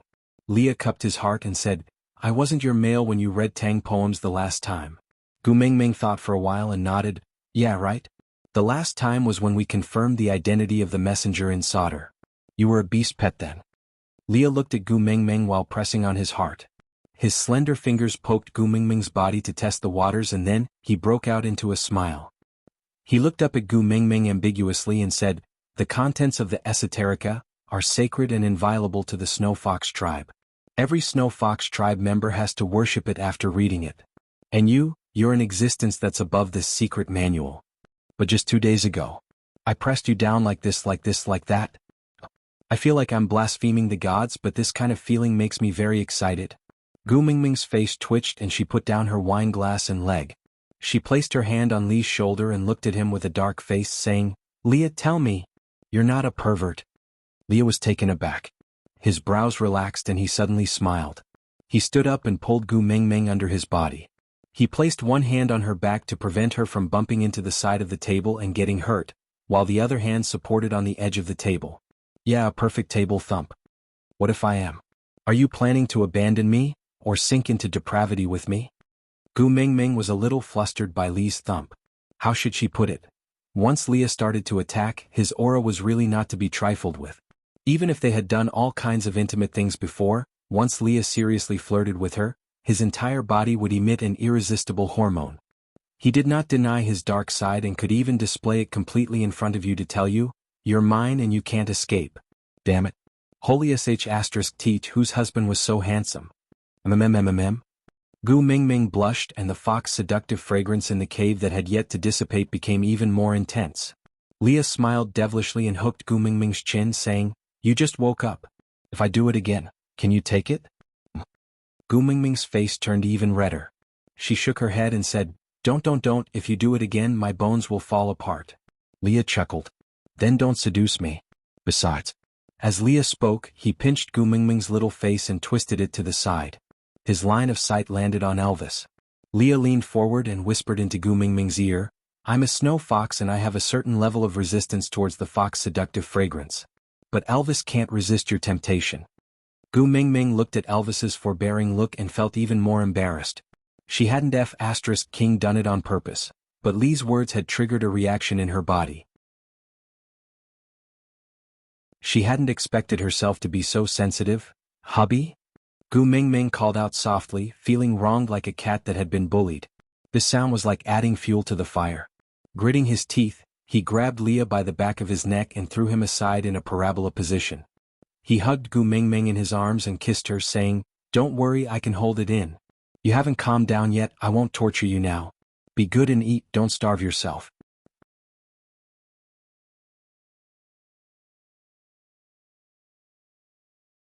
Chapter 1155. Based on the fact that Lee's adaptability to alcohol was better than Elvis's, and Elvis was stronger in terms of strength, even if Leah were to go crazy after drinking, Elvis would be able to suppress him. Hence, the two of them discussed and decided that Leah would be the one to taste the alcohol while Elvis would not touch a single drop. Gu Mingming said that there was no need for that. There were only a few barrels of wine and the only grapes she had seen so far were the stray beasts. Now that Peter was no longer the leader of the stray beasts, it was no longer convenient for them to pluck grapes from the stray beasts. So Gu Mingming wanted to drink sparingly. Even if it was not convenient for Elvis and Leah to drink, there was no need to force them. She could drink by herself, really. But Elvis and Leah did not agree. They had already determined that the wine was a dangerous item.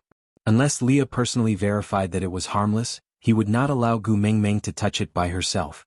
So Gu Mingming, who could drink, was forbidden from touching it, while Leah, who passed out after one glass, began his drunken rampage every day. The drunken Leah changed his demeanor.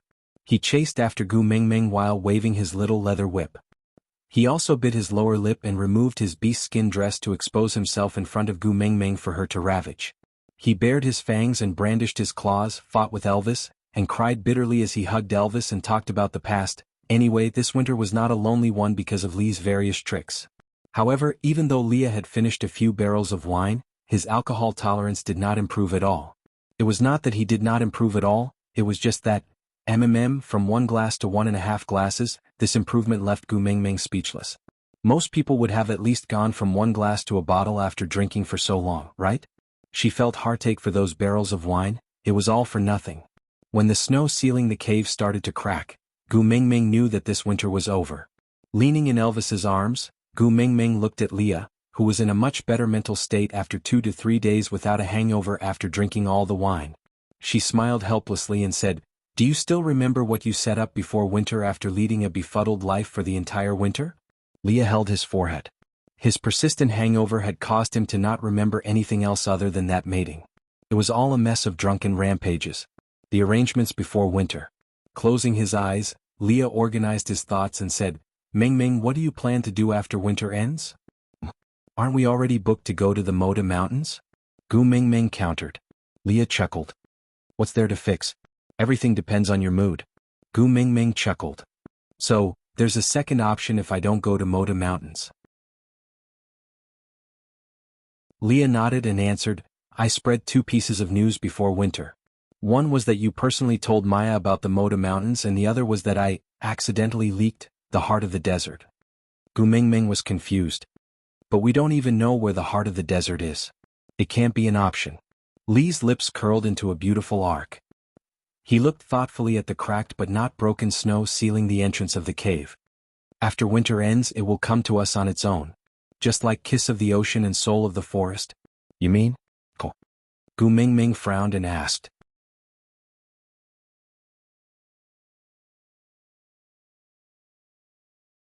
Chapter 1156. The heart of the desert could activate Elvis's Beast King bloodline, while the love of the sky could fulfill Gu Mingming's wish of giving birth to a nest of little foxes. Which one do you want first? Should she charge into the trap that Cole had set up in a hurry during the winter, or explore the unknown mystery of the Moda Mountains? Leah played with Gu Mingming's silky hair and said softly, the way the 16 valued females treated Maya, Cole must have known that you have discovered Maya's identity. So, should we try to cover things up or should we try to cover things up? Between soul of the forest and love of the sky, which is the real smokescreen? Or could it be that the spirit of the rocky cliffs that we have never mentioned is the real target? Cole must be having a headache now. Gu Mingming smiled too. She had always thought that she had been played by Cole and had forgotten that her fox was the wisest person in the beast world. If they were to really compete in strategizing, her fox would definitely not lose to that cripple Cole. After all, using Maya given by Cole to create a Saint Nazir that Cole could not touch was the best proof. Lee's fingers twirled around Gu Mingming's hair, playing with it tirelessly. His gaze was gentle and casual, as if he was comfortable with this kind of life. It was clear that he would have to face a great storm after the Han dynasty was broken, but his tone was calm and indifferent, as if he was casually discussing some gossip. It's impossible to use 3 routes during winter, so I guess that Cole will definitely throw out the bait after winter ends. Whether you want to take the bait or not, it's up to you. And I will be responsible for letting you escape unscathed. Gu Mingming chuckled and nodded. It would be more advantageous if they could obtain the heart of the desert first. If Elvis could also become a beast king, then Qishuan's incident would not happen again. Because no matter what happened, Gu Mingming only needed to protect her little cub and leave the rest to Elvis to handle. But how many unforeseen events would occur in this exchange? Gu Mingming turned around and asked Elvis, "Hubby, do you want to be the Beast King?" Elvis answered without hesitation, "Yes." Gu Mingming nodded. That's right, males' thirst for power was an instinct no matter which world they were in. "I want to become someone worthy of you," Elvis added, hugging Gu Mingming's little head and kissing it. Gu Mingming's heart warmed and she smiled softly. Everything her husband did was because of her. "All right, I got it." Gu Mingming chuckled and decided to play along. Cole couldn't figure out what she was planning, so how could she completely guess his plan? But since Leah was so confident, he decided to take a gamble.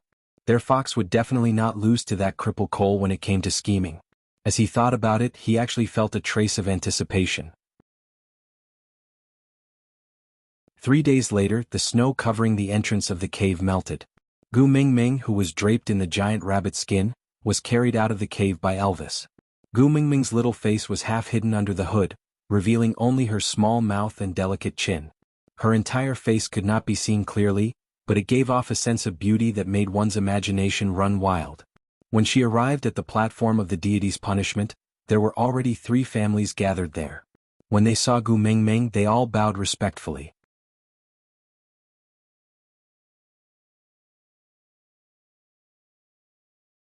Chapter 1157. Elvis carried Gu Mingming straight up the platform of the deity's punishment. After he stood still, he howled into the sky, causing the birds in the forest to flap their wings and soar. Even the snow on the tree branches rustled and fell. After this howl, the entire sky above Saint Nazir reverberated with the roars of wild beasts. Gu Mingming was shocked the first time she heard it. But after hearing it twice, she felt very excited. Pulling Elvis's arm, Gu Mingming asked softly, "Hunting, can you bring me along?" Elvis caressed Gu Mingming's hair, his gaze gentle and affectionate. His tone was full of indulgence and helplessness as he said, "I know you are very strong, but even so, I still don't want my female to face those bloody and violent scenes. Can you understand me?" Gu Mingming shrugged her shoulders and nodded. Actually, in Snake's memories, blood and violence were the basic norm. She was originally afraid of blood, but after inheriting over 1,000 years of Snake's memories, now, even if Gu Mingming had to personally dismember her prey, she would not hesitate. But Gu Mingming still decided to accept Elvis's heartache. Elvis kissed the top of Gu Mingming's head and did not say anything else. With the 16 valued females gathered, Gu Mingming waved her hand to summon Mandy to sit beside her. Then, she swept her gaze across them one by one and the corners of her lips lifted. "Liana, come here." Gu Mingming pointed at Liana, who had two more little lions beside her. Liana smiled sweetly and jumped down from the beast pet. With each hand she carried her sons up the platform of the deity's punishment. Gu Mingming looked at the seat beside her and said, "Sit here." Liana was extremely happy. Ever since she knew she was pregnant, she had been looking forward to this day. Receiving the great messenger's appreciation and recognition was really a very, very glorious thing to her. Although she was just sitting quietly beside the great messenger, it was as if she could see her entire body glowing. "Page, come here too." Gu Mingming then pointed at a male from the Eagle Owl tribe standing beside her and a female with 6 little eagle owls hanging on his body. Paige smiled happily and was also sent up the platform of the deity's punishment by her own male. Gu Mingming nodded. She was in a good mood. This was the 3rd winter since she came to the beast world. In the first year she gave birth to Hutta's quadruplets. In the second year she encountered too many disturbances which caused the females to be unable to conceive peacefully. As a result, not a single new life was born in Saint Nazaire last year. Although only these 2 females were pregnant this year, at least there were 8 more little ones, so the tribe would not be lonely anymore. Gu Mingming held Mandy's hand and gave her a warm gaze. Then she stood up and announced, "From today onwards, Paige will replace Mandy as the first beauty of the beast world. Liana replaced me as the first beauty of Saint Nazaire. From then on the first day of winter every year, the males would go on their first hunt to compete for the title of the tribe's #1 warrior. The females will go through a beauty contest, and based on the total number of cubs, the most beautiful female in the beast world and the most beautiful female in the tribe will be chosen."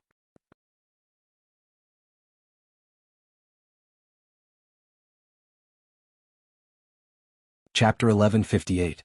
As the previous most beautiful female in the beast world, Mandy was exceptionally generous at this moment. She stood up and walked to Paige. She held Paige's hand lightly and smiled. "In the future, the title of most beautiful female in the beast world will be yours. You must guard this glory well and always remember the great messenger's teachings. You must never disappoint the great messenger. The 16 valued females will be your backing and will always support and protect you. But at the same time, we are all your competitors. I will work even harder next winter, and by then, I will definitely snatch back the title of the beast world's first beauty." Paige was a female from the deer tribe. Herbivores did not have the wildness of carnivores. She looked delicate and adorable. Her eyes sparkled when she smiled. She looked extremely innocent. She twisted her body and held Mandy's hand back. "Don't worry, I will not let everyone down. But I have already promised my Clark that I will give birth to a litter of fawns for him next year. So whether I can snatch back the title of most beautiful female in the beast world is still uncertain." The conversation between the 2 females was not too heated. Both of them behaved appropriately. This made Gu Mingming feel comforted. Although she grew up watching palace dramas, she really did not like the feeling of scheming against each other. It was the best situation for Gu Mingming that the females in the tribe could coexist peacefully. "Great messenger." A soft and timid voice came from below the platform of the deity's punishment. Gu Mingming looked towards the source of the voice. It was Maya. Frowning slightly, Gu Mingming did not show any obvious hostility. She just smiled politely and asked, "What's the matter?" "I'm pregnant too." Maya lowered her head shyly. She did not dare to look at Gu Mingming in the eyes. Gu Mingming stared at Maya's flat stomach in confusion. Maya saw that Gu Mingming was not saying anything and added, "It's a female cub." Gu Mingming raised her brows in surprise. She had placed her hopes on Sandy's stomach.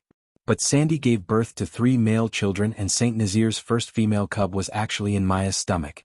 It was ironic, but there was nothing she could do. Waving her hand, Gu Mingming said, "Then you come up too." Maya nodded obediently and allowed her partner to lift her onto the platform of the deity's punishment. Coming to Gu Mingming's side, Gu Mingming wanted to hold her hand but suddenly put it down. She frowned slightly and her gaze was cold. "It's not easy to give birth to a female cub. Take good care of it." Gu Mingming turned around and shot Mandy a look, meaning that Maya was now pregnant with a female child. In that case, all actions against her would have to stop. After all, regardless of what happened to Maya, a female child was too precious. Mandy understood and nodded. Then she whispered something into Liana's and Paige's ears. This was a secret code between the 16 valued females. To Maya it was just an ordinary greeting. Only the 16 valued females understood what it meant. Alright, the beauty contest is over. Now it's time for the males to show off their skills. As Gu Mingming said, she walked to Elvis and wrapped her arms around his neck to kiss him. She smiled and said, "Hubby, it's all up to you now."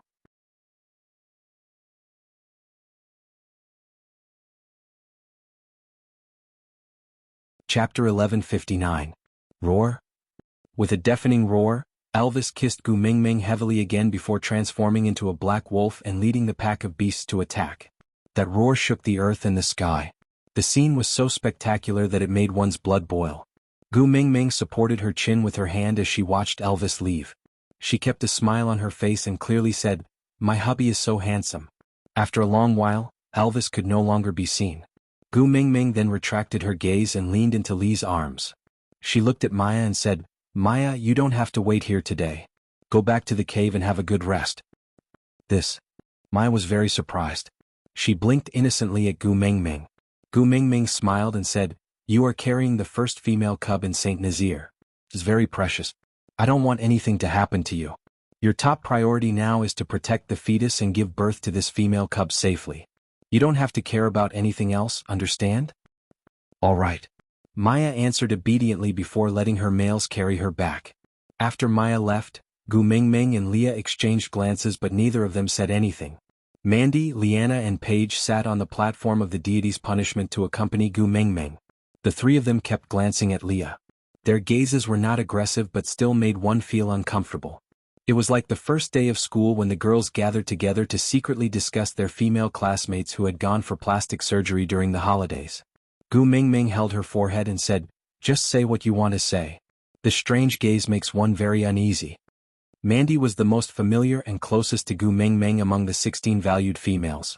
So Liana nudged her to ask the question on behalf of everyone. Mandy fidgeted but still took 2 steps forward and said, "That? Leah seems to have become more good-looking after this winter. We want to ask, did something happen? Better looking?" Gu Mingming turned back to look at Leah with a face full of suspicion. By right, every time the males of the Snow Fox tribe leveled up, there would be some changes to their looks. So when Leah leveled up from the 3rd level to the 4th, Gu Mingming clearly felt that he had become more handsome and less charming. But now he had not leveled up, so how could there be any changes? Not good-looking?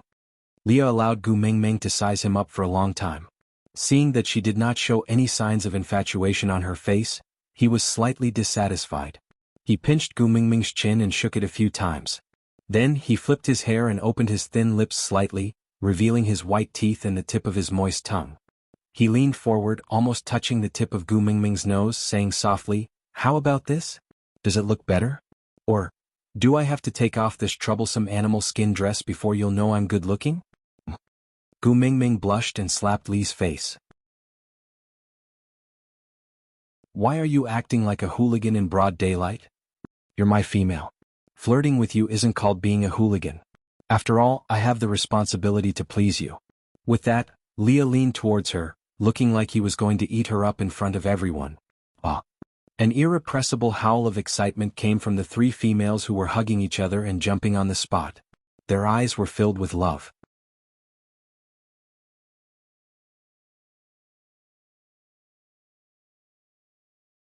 Chapter 1160. Gu Mingming sighed, pushed Leah away and sat up. While tidying her clothes she said, "Restrain yourself, don't fool around outside. Look at them, they are treating us like AVs." But Leah did not let it go. He hugged Gu Mingming from behind, looking like a dodgy who could bring disaster to the country and people. He said in a charming manner, "But I can't control myself. Every time I see you I want to hug you, kiss you, then eat you." The last 3 words were only audible to Gu Mingming's ears. Her ears were tickled by his breath and she pinched his waist, saying, "Eat me? Aren't you afraid of breaking your teeth? How can I bear to bite you? I always lick you, you know that, right?" As he said, Li's tongue landed on Gu Mingming's left ear. It was sweet, moist and warm. Gu Mingming exploded and jumped up instantly. She pointed at Leah, who was sitting at the same spot and smiling at her. Her face turned red but she could not say a word. Li's gaze was crafty and his smile was full of teasing. It was obvious that he did it on purpose. She looked at the 3 females who were screaming just now. Now they were pinching each other so hard that their arms were purple, but they were still smiling like idiots. Sighing, Gu Mingming face-bombed and said, "Are you trying to make me into everyone's fantasy partner?" Leah smiled but did not reply. He just opened his arms and called out with the most intoxicating smile and deep voice, "Ming Ming, come over and let me hug you." For some reason Gu Mingming, who had just escaped from Li's arms, leaned back into Li's arms as if she was bewitched. But Li's aura had changed unknowingly. When the two of them hugged each other, there was no longer the feeling of something that needed to be censored in the next second. Instead it became pure and sweet. The two of them hugging each other was like a perfect painting, and no one could bear to destroy this beauty. Leah kissed Gu Mingming's little face. Gu Mingming also recovered from the "come over and let me hug you" sentence. She chuckled and said, "So cloying. You don't like it?" Leah asked softly. Gu Mingming shook her head. "I like it. Then I will be sick of you forever." With that, Leah pecked Gu Mingming's face again. A little lion rolled and crawled to Gu Mingming's hand, sniffing Gu Mingming's body with its little nose, looking chubby and cute. Gu Mingming raised her arms to hug him but was held back by Leah. "Do you want to mate with him?" "Huh?" Gu Mingming's eyes widened as she stared at Leah as if he was a pervert. This bun had just been born and the fastest way to move was to roll. Did she look like a pervert who would lay her hands on a baby bun that couldn't even stand up? Leah pinched Gu Mingming's nose as punishment and said, "If you hug him, you have to be responsible for him. If he had your scent on him, do you think any female would want him? Who would dare to snatch a male from the messenger of the beast deity?" No. Gu Mingming wanted to cry but no tears came out. When she said that Fei Rui was still a child, Leah and Elvis refuted her and she accepted it. After all, Fei Rui was already a second-level beast and was considered an adult. But this bun, heavens and earth, he was really a child, and the kind that was still in swaddling clothes. How twisted did she have to be lustful towards a bun?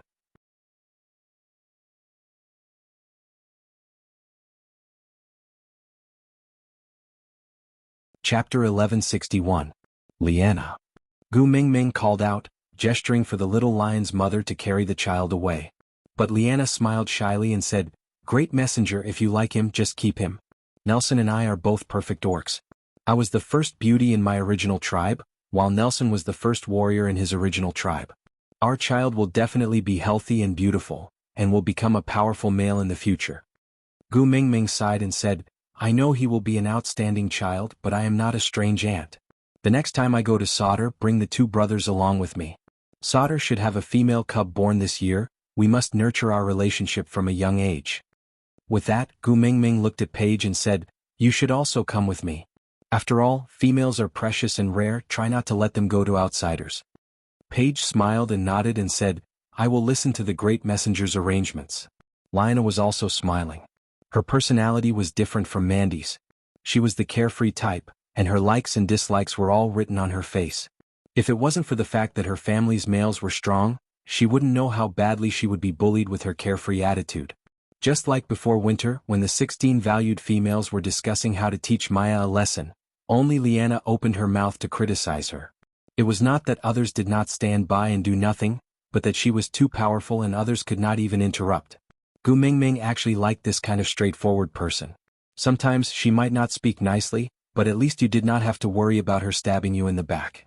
Liana carried the little lion and sat cross-legged beside Gu Mingming.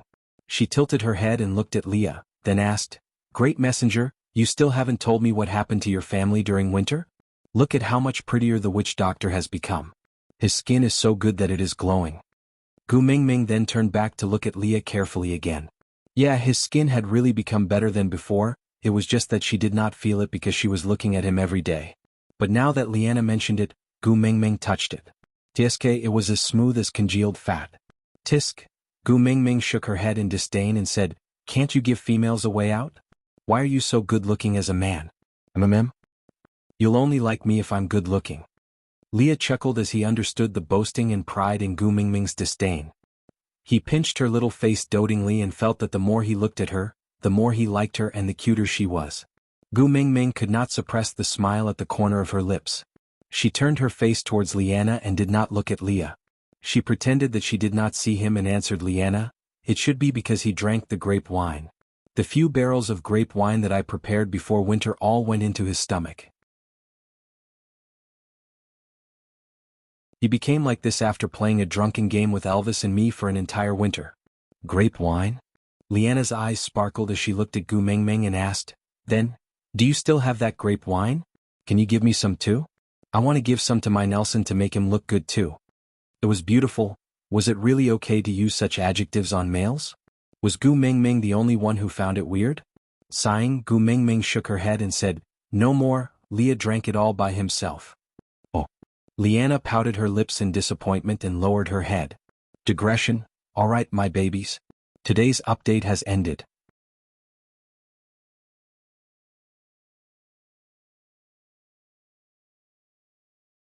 Chapter 1162.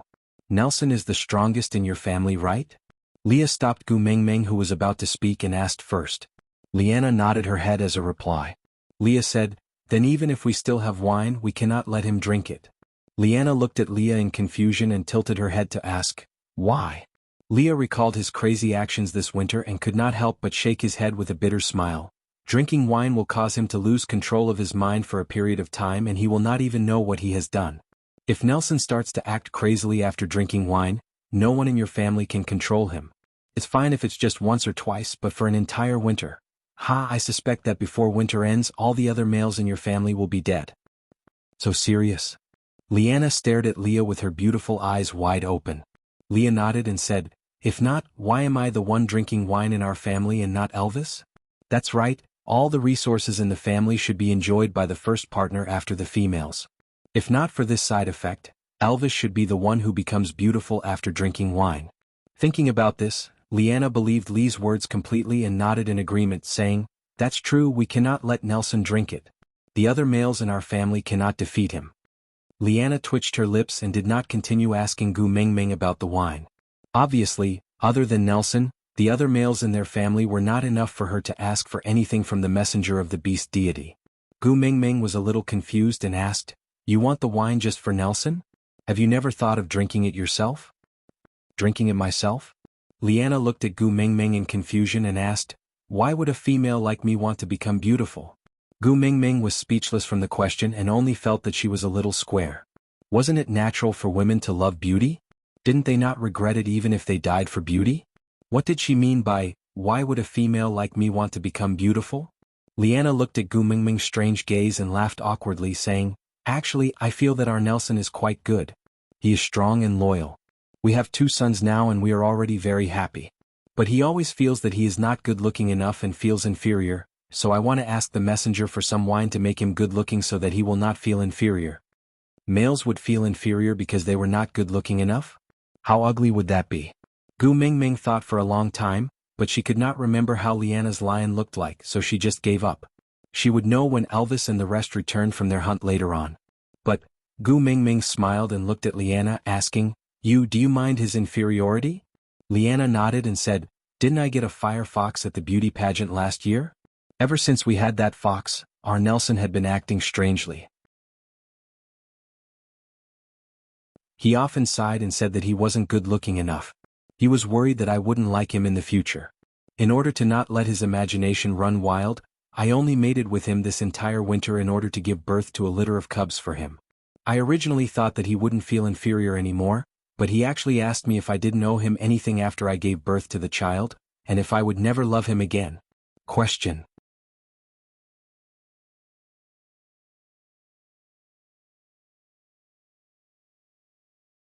Chapter 1163. Liana looked at Gu Mingming speechlessly, like a lost young girl waiting for her spiritual mentor to answer her questions, completely at a loss of what to do. Gu Mingming chuckled. The beast world and the ancient times were simply swapped versions of men and women. Palace scheming was all acted out by the males. It would be easier if she met a smart one, but this Liana was obviously not on the same level as that fox in their family. The fire in the backyard was about to burn her eyebrows, but this silly girl was still clueless. Gu Mingming cleared her throat and waved at Liana. Liana shifted forward, getting closer to Gu Mingming, waiting for her to answer her questions with a face full of curiosity. Gu Mingming pretended to be mysterious like an expert on the relationship between the sexes. "Actually, other than drinking, there's another way to make a male look better." "What is it?" Liana's eyes immediately lit up, staring straight at Gu Mingming. That gaze? Yeah, was exactly the same as when Gu Mingming saw a 3% increase in salary on the payslip before she transmigrated. Urgency, desire, excitement. Gu Mingming nodded mysteriously, then whispered into Liana's ear, "The secret is to kiss his lips 3 times a day." Whisper a word of love into his ear with a reason, the effect will be better. Persist for 81 days like this, and he will become better looking and more confident. Really? Liana said it as a question, but her tone was firm. Gu Mingming could even see the stars shining above her head in her eager eyes. Gu Mingming nodded, but this method can only be used once per female. Once you break it in the middle, it will not be effective anymore. So you have to persist for 81 days. Alright, I understand. Thank you, mighty messenger. Liana swore solemnly, almost kneeling down and kowtowing in worship. Gu Mingming smiled and waved her hands. Just as she was about to ask about that fox in their family, Liana beat her to it, looking up at Gu Mingming and asking, "But, how long is 81 days?" Holding her forehead, Gu Mingming had forgotten that females in the beast world could not count. 81 days was equivalent to 3 months, if she calculated it this way. Gu Mingming chuckled. Counting from today until the end of the monsoon season, it will be 81 days. Oh, okay, I understand. Liana clenched her fists and gestured in front of her chest. She made a gesture that seemed like she was cheering them on. Then she picked up her 2 sons and sat on the edge of the platform of the deity's punishment. She looked at the direction that the hunting team would definitely pass by when they returned. She muttered to herself, "My sons, when your father returns, your mother will pounce on him. If he dares to resist, you two will help me hold him down. Do you hear me?" "Ayo ayo ayo," Little Bun responded in a childish voice. Gu Mingming shook her head, not knowing whether to laugh or cry.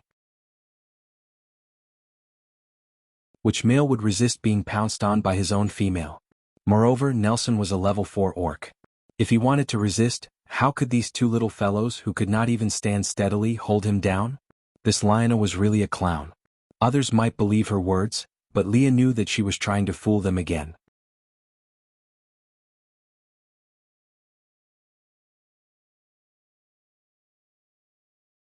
Chapter 1164. Every year's first hunt was an important ritual. The males would fight with the most ferocious beasts and bring back the fattest prey for the tribes which doctored to sacrifice to the beast deity. But Saint Nazir was slightly different. Because of Gu Mingming's existence, the fattest prey was directly offered to Gu Mingming herself. Gu Mingming was happy to see this happen. After all, Saint Nazir was under her protection.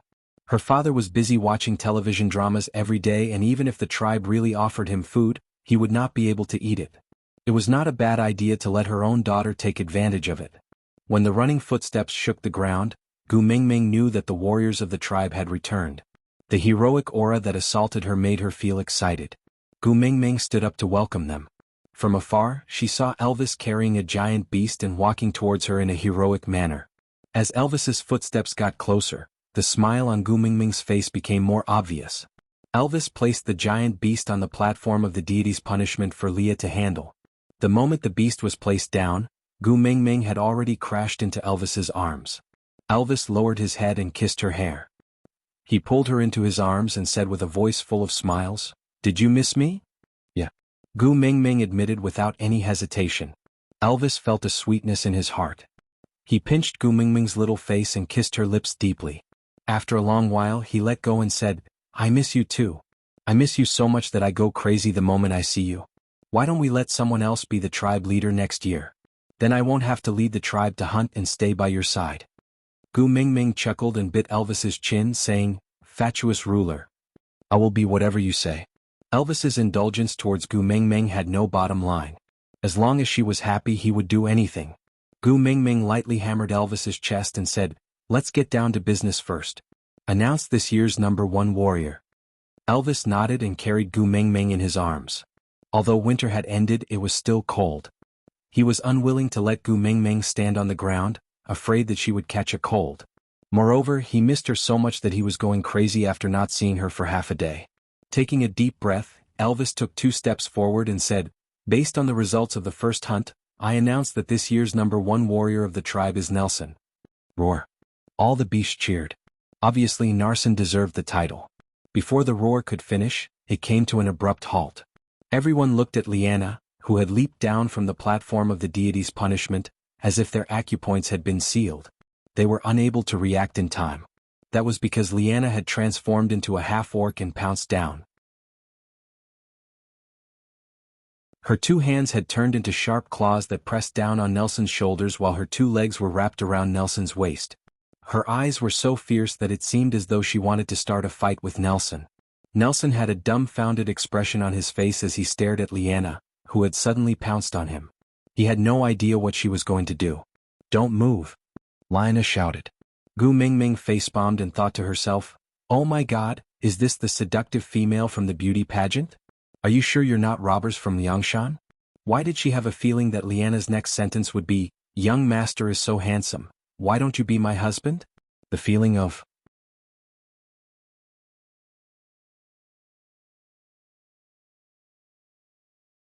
Chapter 1165.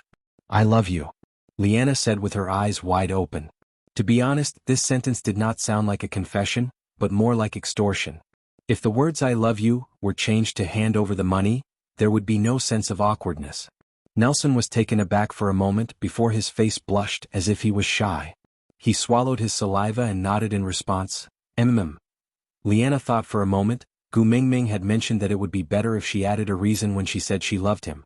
So she frowned, rolled her eyes and thought for a moment before saying, "Because you received the title of the strongest warrior in the tribe today, so I love you." Nelson nodded his head stiffly and said, Next year. I will try to get first again next year." "Tisk, I told you not to move," Liana roared. Nelson immediately froze as if his acupoints had been pressed. Not moving, not moving." Liana then nodded her head in satisfaction, then said, "Now I am going to kiss you." Nelson's eyes were filled with worry. Liana was too strange today. Although he hoped that Liana would like him a little more even in his dreams, he could not adapt to her sudden passion. "What? You are my male, can't I kiss you?" Liana glared at him, seemingly displeased. No, I can kiss you, of course I can kiss you." Just now, the warrior who did not even take half a step back in the face of a hungry tiger became a Hello Kitty in front of his own female. Hearing Nelson's words, Liana heaved a sigh of relief and said, Then listen carefully, I am going to kiss you now and I want to kiss you 3 times. All right. Liana pressed Nelson down and kissed him 3 times, then nodded her head in satisfaction and said, "I want to kiss you 3 times tomorrow and the day after. You have to automatically appear in front of me every day, do you hear me?" Nelson's face was extremely red, not from shyness, but from an indescribable agitation and excitement. He could not explain what was going on, just that his heart was pounding and his mind was blank. "Tsk, did you hear me?" Liana urged. Nelson nodded his head blankly and said, I heard you. Yes. Liana let go of Nelson's hand in satisfaction. She then dusted off her claws and stood up from Nelson's body. Gu Mingming could not help but want to clap for Liana. "Sister, you are so domineering and mighty." It turns out that he didn't go all out when he was fighting Maya by the stream that day. The barbaric version of My Barbarian Girlfriend. Tsk. Dodo, Selanghang. Leah placed one arm on Elvis's shoulder and played with Gu Mingming's fingers with the other. He looked at the crowd casually and whispered into Gu Mingming's ear, "Should we take this chance to knock him down a peg?" Gu Mingming followed Li's gaze and looked down. Among the orcs, there was a male with fiery red hair who was staring coldly at Liana and Nelson. She chuckled and raised her voice, saying, "Warriors, you don't have to be so envious. As long as you work hard to improve your strength and display your best side in front of the female, I believe that the one you admire will definitely be able to see it. But there is one thing I need to make clear. That is, in the Saint Nazir tribe, I will definitely not allow anyone to frame the first partner and shake the unity of the tribe. Once I find out that someone has any thoughts that he should not have or coveted a position that he should not have, I will not let him off easily, understand?" Aside from the topic, Gu Mingming did not interfere in this matter because it was someone else's business. The importance of the first partner's authority had been mentioned previously when Leah and Elvis were putting on an act to deceive Cole. Once another partner used the female's love to overthrow the first partner, countless others would follow suit, especially in a messenger tribe like Saint Nazir. If such a thing happened, it would definitely have a butterfly effect on the beast world, so Gu Mingming had to interfere.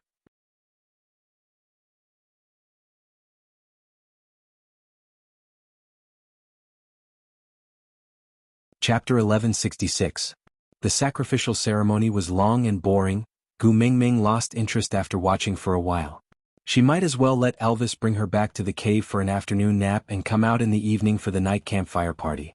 Due to the change of the first beauty of the tribe and the first beauty of the beast world, the seats on either side of Gu Mingming's campfire naturally became Liana's and Paige's seats, while Mandy sat beside Paige, which was considered a seat closer to Gu Mingming. Gu Mingming was originally worried that Mandy would feel uncomfortable after falling from the position of the Beast World's first beauty, but, Mandy adopted a little eagle owl from Becky's family. She said that as long as the little guy successfully evolved, even if it was only a half-orc, she would mate with it. If the evolution failed, then it would stay by her side as a pet beast. Hence, Gu Mingming's heart was in a mess and she felt like she was square. In the future he might not be able to look Mandy in the eye. Child foster husband. What a perverted and weird auntie. You don't have to be so surprised. Leah waved his tail and tore off a piece of freshly roasted meat, sending it to Gu Mingming's mouth. If it wasn't for you protecting them so tightly, Huda and his brothers would have been snatched away to be reared the moment they appeared. Gu Mingming stared at Leah in disbelief with her beautiful eyes, then at Elvis. Elvis shrugged and said, "The females among the stray beasts do not receive such treatment. Huda and his brothers are the first batch of cubs in St. Nazaire." In other words, he didn't know the market rate either. Leah chuckled. Let's not talk about the others, but Sandy already had designs on the 4 little ones. In the end, before she could even open her mouth, you killed her with the word, mother-in-law. That's why she didn't bring it up. Gu Mingming was even more shocked. Seeing her shocked expression, Leah could not help but feel amused. How could someone be so cute? I really want to take a bite and taste what she is made of. Pinching Gu Mingming's little face, Leah said, Bode told me Sandy said she wanted to raise Huda. But that was only in the beginning. Later on, I gave up on the idea. Gu Mingming felt like she was in a mess. Luckily Sandy was still upright, or else... thinking about how many times he had left the 4 little ones to Sandy to take care of, it was like pushing children into a fire pit. Fortunately, the fire pit had a conscience. Otherwise this kid... Oh my, just thinking about it gave me goosebumps. Not only that, Leah smiled wickedly, like a snake tempting Eve to eat an apple. He said seductively, Sandy still wants to gift 1 or 2 of the 3 Joseph brothers to you. What? Gu Mingming felt that she had used up all the exclamation marks in her life today. Quick, bring me my quick-acting heart reliever. Gu Mingming held onto her chest, looking like she could not take it anymore. Leah smiled brightly, pinching Gu Mingming's little face and shaking it left and right, saying, Elvis and I have already blocked it for you so you can save on your quick-acting heart reliever pill. Thank goodness, thank goodness. Gu Mingming heaved a sigh of relief. Leah replied, Aren't you going to ask me how I blocked it? Gu Mingming looked up. How? Leah smiled ambiguously and said, I told her if she dares to stuff love rivals into my house, I will castrate all the males in her family, including the 3 Joseph brothers. Gu Mingming hugged her shoulders and exclaimed, Your jealousy is too strong.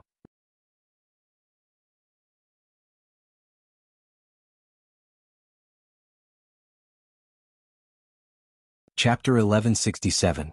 Gu Mingming hugged Lee's neck and kissed him, saying, I don't blame you, you care about me, why would I blame you? But can you be gentler in the future? Sandy is timid, don't scare her. She's timid?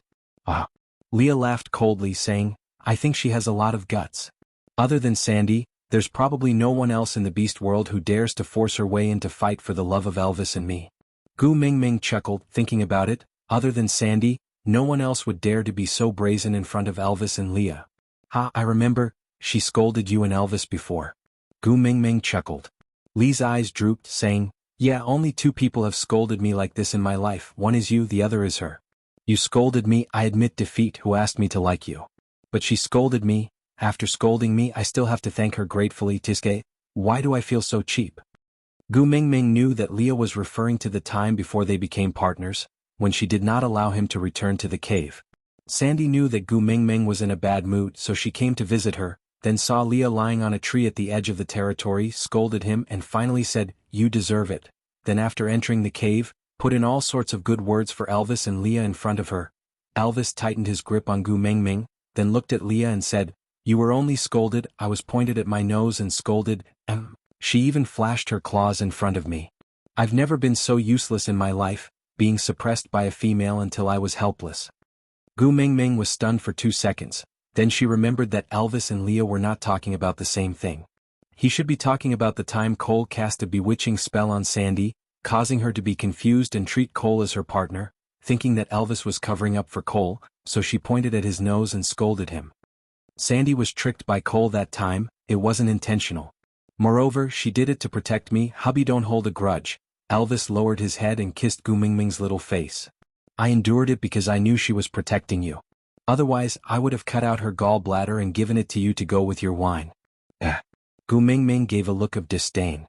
Elvis squeezed Gu Mingming's little hand and said, wolves are very vengeful animals. So, if one day she doesn't matter to you anymore, remember to tell me. I have to get back at her. Gu Mingming smiled and hugged Elvis's waist. She placed her little face on Elvis's chest, feeling extremely blissful. She understood Elvis's words. Elvis was saying, Sandy is someone you care about, so no matter what she does, I will endure it. Love me, love my dog. That was probably it. But thinking about Sandy, that little bear bun, who was usually so cowardly, actually dared to show his claws in front of Elvis and Cole that time, it was as if he had to risk his entire family's lives to avenge her. Silly girl, how could Gu Mingming not care about such a best friend? The atmosphere was just right. An eagle owl flew over at a low altitude and stopped in front of Gu Mingming. He bowed and said, Great messenger, the monkey from the previous time is here again. Monkey? Gu Mingming was stunned for a moment, unable to recall who it was. But Leah held onto Gu Mingming's little hand and smiled. Let him in, I want to see what kind of answer he has prepared. Aside from the topic.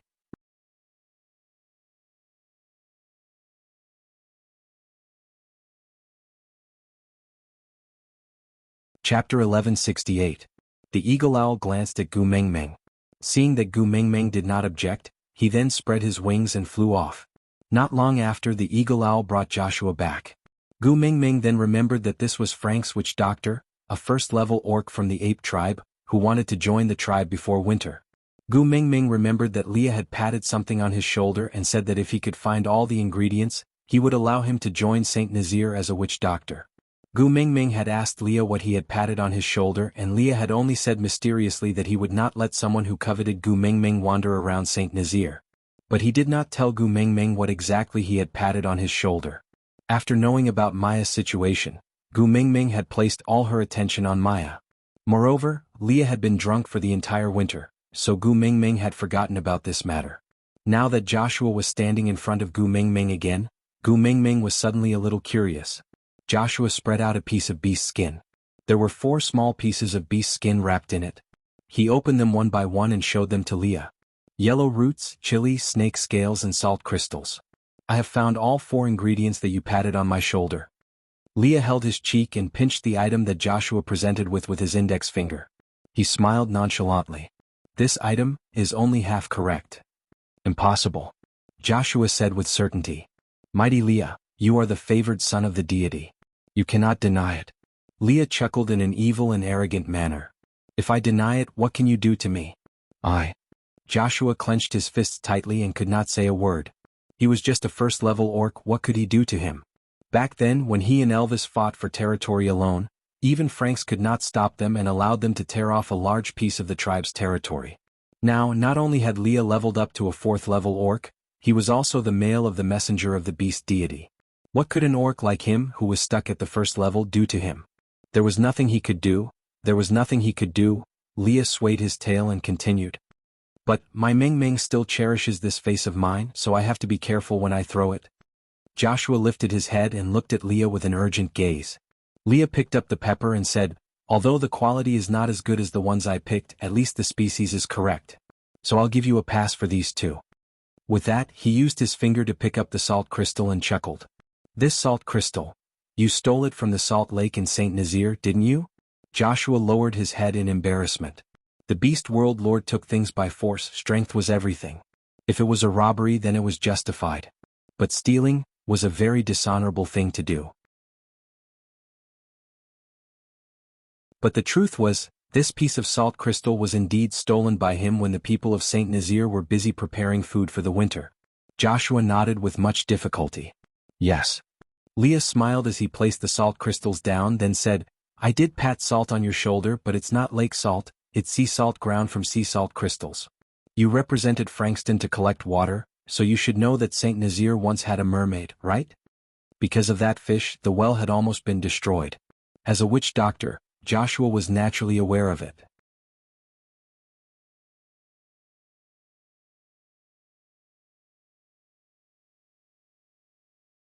Chapter 1169.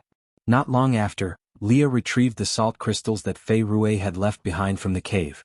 As there was only one piece of sea salt and it was definitely not enough to marinate meat, Leah had not used it much. He only used it occasionally when cooking fish in the cave. He scraped off a little with his fingernail and showed it to Joshua. Joshua carefully compared it to the lake salt he brought with him. Be it the color, the size of the particles, or even the color and smell, they were different to a certain extent. Joshua hung his head and said dejectedly, I will make a trip to the seaside and retrieve the sea salt from the mermaid tribe. Please give me another chance. Leah shook his head and said, the sea salt is not the key is this. Leah pinched that piece of snake scale through the beast's skin and clicked his tongue. What I gave you was a deity's punishment scale that was strengthened by the beast king's fury. You actually used a wild beast snake scale to brush me off? No matter how ignorant you are, you can't pass off tree bark as a lingji, right? Joshua looked at Leah in shock. A deity's punishment scale enhanced by the beast king's fury? He understood the deity's punishment scale. It meant that males who did something wrong would kneel on the platform of the deity's punishment for 3 days and 3 nights. If they could not endure it, it meant that the beast deity was unwilling to forgive them. Such people would be punished by the tribe's witch doctor. They would peel off their skin and make it into a flag to be placed on the highest mountain peak of the tribe to express their repentance to the beast deity. But the beast king's fury, that was something that only existed in legends. The beast king was the beast deity's most beloved child. He was bestowed with the power of a demigod by the beast deity and could command the entire tribe. Any disobedience was equivalent to offending the deity and it was an unforgivable sin. The current beast king was Gu Mengmeng, but she was not from the snake tribe. Wait a minute. So the scale on his shoulder was the deity's punishment personally executed by the mighty Snake King Valley when he was still alive? After Joshua understood, he immediately lowered his body. Even if he had to dive into the sea to search for salt crystals, he was willing to try. Even if he could not swim, he would still be able to think of a way. But that mighty one was already dead and he would never be able to obtain another deity's punishment scale enhanced by the beast king's fury. Gu Mingming tugged at Li's beast-skin skirt and asked, the scale you are talking about, could it be Ellie? Leah nodded. It's her scales. I went back to pick it up when you were unconscious. Gu Mingming felt slightly disgusted and asked, why did you pick it up? Leah said as if he was intentionally teasing Gu Mingming, didn't you say that her snake skin was smooth and felt good? I was thinking of picking them up piece by piece to see if I could piece them together and give them to you. Gu Mingming stiffened her neck and said, no, disgusting. Throw it away quickly. Leah pinched Gu Mingming's little nose and shook it lightly. He smiled. Silly girl, you already have snake skin on your body. Why would you still want his inferior snake skin? I snatched it back because it's a rare medicinal herb that can save my life at a critical moment. Gu Mingming looked at Leah doubtfully, with an expression that said, you're bluffing me. Leah held Gu Mingming's little face and kissed it. Don't worry, I will keep it at a safe place and won't let you see it. Don't make me throw it away, alright? Up to you. Gu Mingming thought that Leah naturally had his reasons as he was a witch doctor. It would be fine as long as he was not an eyesore in front of her.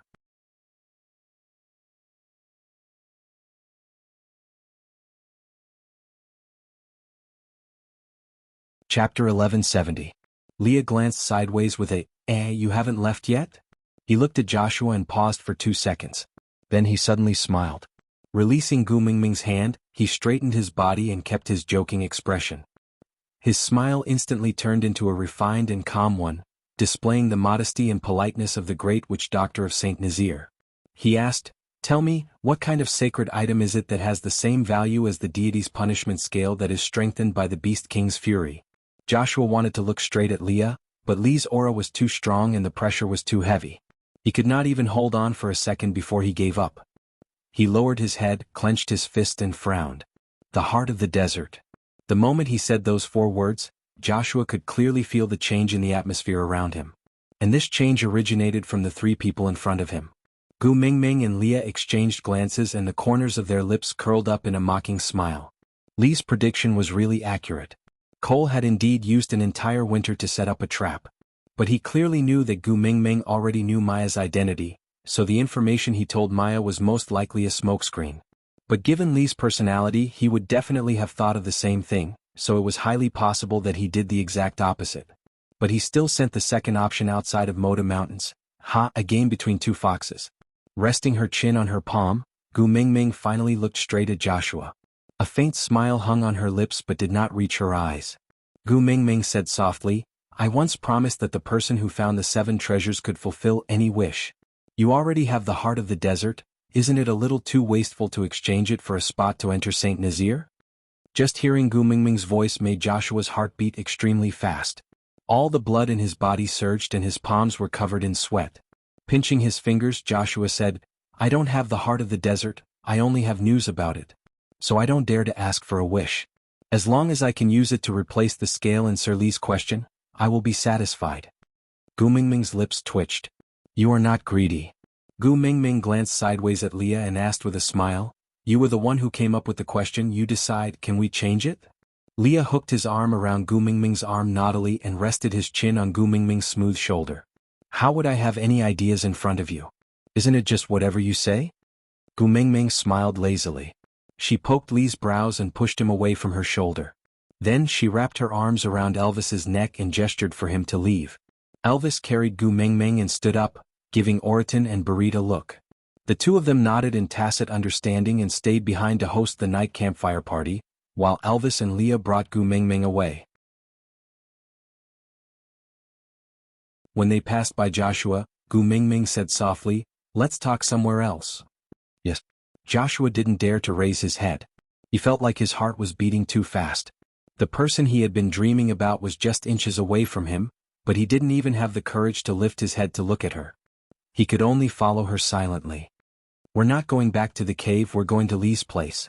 Perhaps it was because she had developed territorial awareness after staying in the beast world for a long time, or maybe it was because her sense of smell had become too sensitive after inheriting Snake's ability. Anyway, she didn't like the smell of strangers staying at her place now, especially those who had ulterior motives and were involved with Cole. Aside from the topic, that's the end of today's update, babes. See you tomorrow.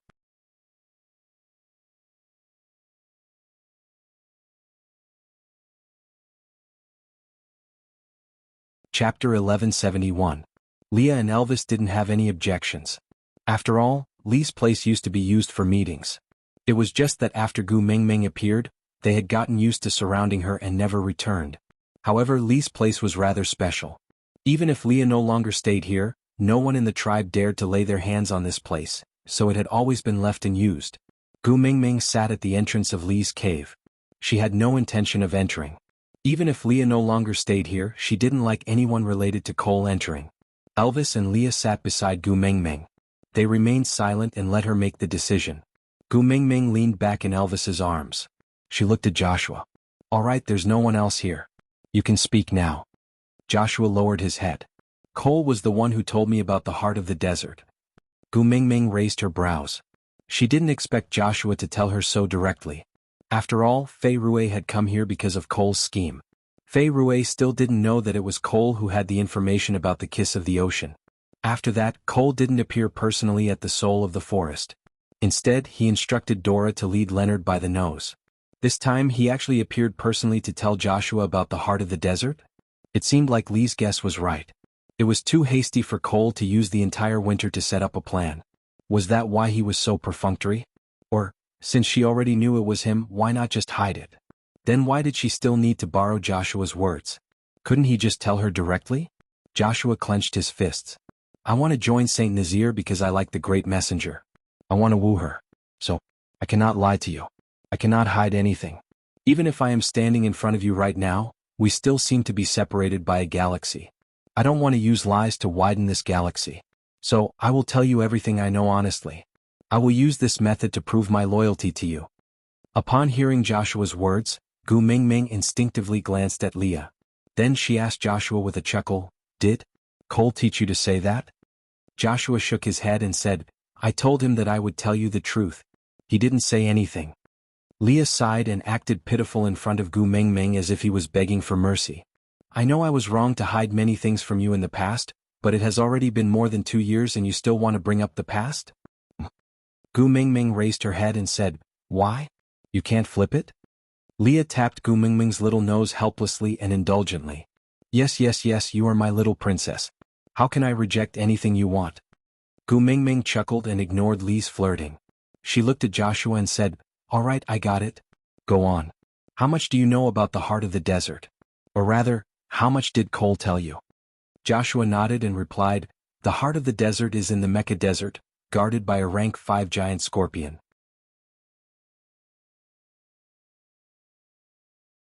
It was dry all year round and not even a blade of grass grew there. It was a vast sea of sand. Without someone familiar with the terrain to lead the way, it was basically impossible to get out after entering. So,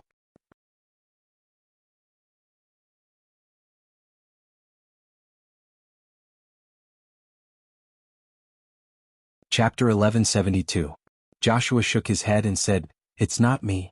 I really want to request to go with you, but I know that with my abilities as a first-level beast, I will only be a burden. So, I will not trouble the great messenger. I will stay in Saint Nazir as the witch doctor when you and Sir Leah are not around to guard your tribe and wait for your return. Gu Mingming thought that there were many places she had to visit in a year. With Huda and Jiaoyu and Sauter, she had to visit her 2 sons and Sandy every year. Zacharias had Qixin and Kanwu, so she had to take some time out every year to visit them in Natalie.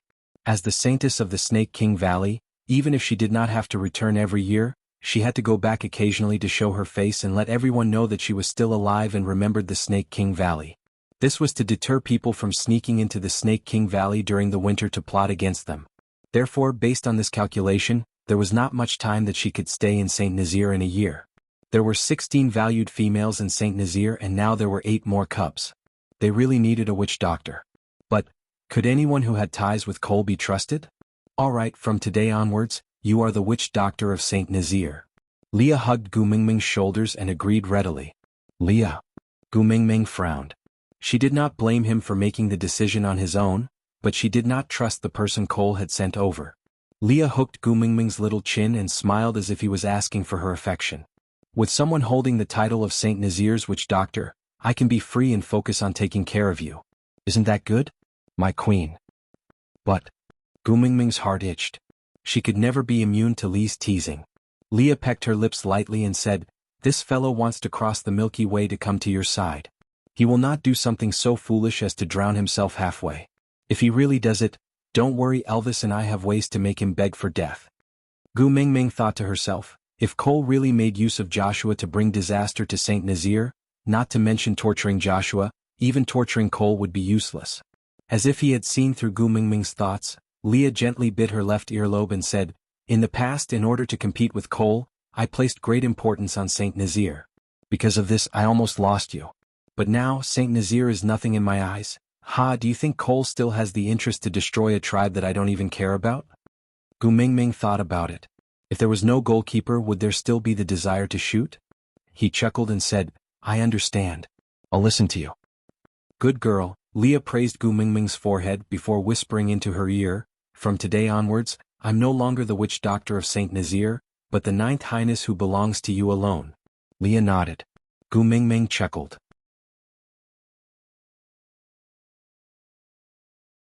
She wrapped her arms around Li's neck and kissed his face. Long live your highness. The two of them looked at each other and smiled. Leah said, so sensible.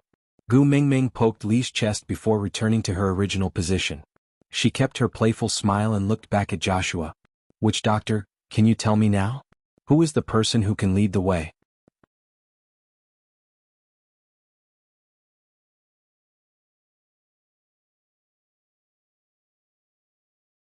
Chapter 1173. Her smile was like a flower and her watery face attracted his attention, making him even more determined to cross the Milky Way. He was so engrossed in his thoughts that when he heard Gu Mingming calling him, he was dazed for a moment. After being stunned for a moment, he finally regained his senses and answered, Oriton. Oriton. Gu Mingming was surprised by this answer. That foodie could not see anything else other than food. Elvis and Leah were also familiar with him.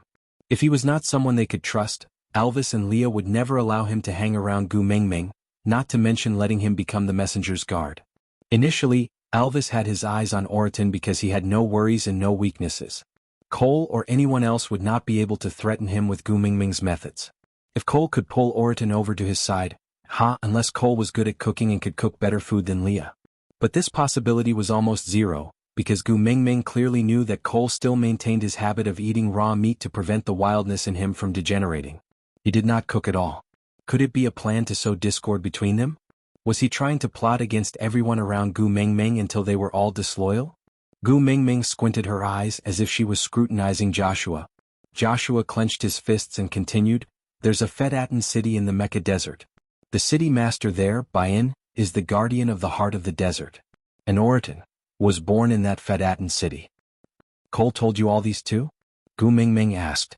Joshua nodded his head honestly, not daring to hide anything. "Is there anything else?" Gu Mingming asked nonchalantly. Joshua shook his head and said, "He only told me this much." Gu Mingming stretched lazily, then leaned into Elvis's arms and said, "You should be very familiar with the territory of Saint Nazir. Find a place to settle down." "Yes, thank you, great messenger, for fulfilling my wish." The paper bag secretly heaved a sigh of relief. He finally got closer to Gu Mingming. Even if it was just a little bit closer, it was enough to comfort him. Elvis carried Gu Mingming and left. Leah swayed his tail and said to Joshua, "Then I'll have to trouble the witch doctor for the tribe in the future." "Yes." Joshua was very respectful towards Leah. One reason was because he was Gu Mingming's most favored partner. If he wanted to become Gu Mingming's partner in the future, it would not be wrong to build a good relationship with this Sir Leah. Secondly, Leah did have outstanding knowledge and abilities in the field of witch doctors. As a witch doctor as well, Joshua naturally respected him. Leah could not be bothered to stand on ceremony with Joshua. He wagged his tail and chased after Gu Mingming seductively. They chatted and laughed as they returned to their cave. After returning to the cave, Gu Mingming looked at Elvis and asked, "Hubby, you have been silent the entire way, what's wrong? Is there something on your mind?" Elvis frowned and nodded. Then he looked at Leah with a deep gaze. Gu Mingming chuckled. "What? He's been acting like a drunkard for the whole winter. Are you not used to it when he suddenly stops?"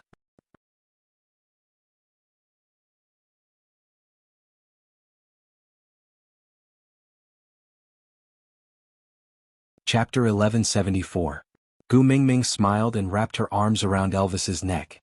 "What, do you want to collectively retire?" Elvis sighed softly and hugged Gu Mingming's waist. "I just want to be like him, to only keep this identity and nothing else." Gu Mingming leaned against Elvis's chest. "Let's take it slow. If I change the witch doctor and tribe leader at the same time, others will think that I am abandoning Saint Nazir." "I don't care what others think." Elvis caressed Gu Mingming's hair. Gu Mingming replied, "I know, but Saint Nazir was founded by you and Elvis after all. I still hope that my messenger's tribe is Saint Nazir and not Sauter." Elvis did not insist and only replied with one word. After successfully appeasing Elvis, Gu Mingming then turned to look at Leah. "There is one more thing that I have been keeping in my heart for the entire afternoon." Lee's lips curled. "Maya's stomach?" Gu Mingming nodded. "You smelled it too, right? The smell on her body.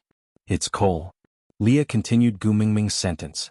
Elvis sneered and said, "Cole is quite daring to come to Saint Nazir to spend the winter." Gu Mingming stroked Lee's tail.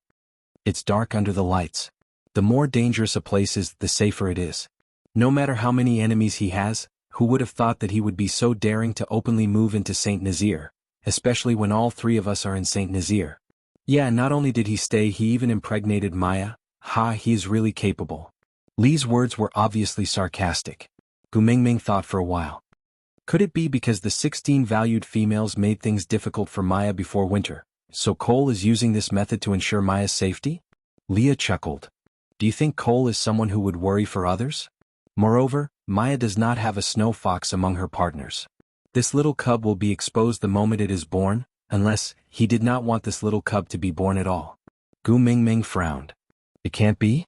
Even a vicious tiger will not eat its cubs." Leah looked at Elvis meaningfully but did not say a word. Gu Mingming's heart skipped a beat. That's right, wasn't it their biological father who tortured Elvis and his brothers back then? The theory that even a vicious tiger would not eat its cubs did not seem to work in the beast world.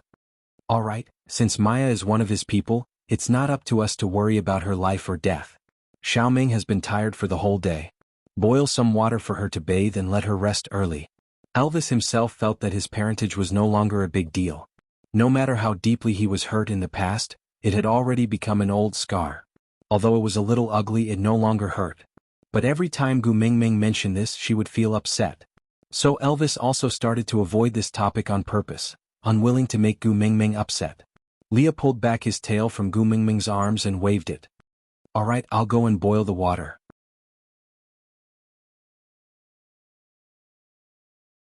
Then let her play with your tail for a while. She won't feel comfortable if she doesn't have something furry in her arms. Elvis ignored Leah and just placed his large tail into Gu Mingming's arms. Gu Mingming was fearless. She held it in her arms and stroked it to her heart's content. So, you intend to find the heart of the desert first? Elvis asked.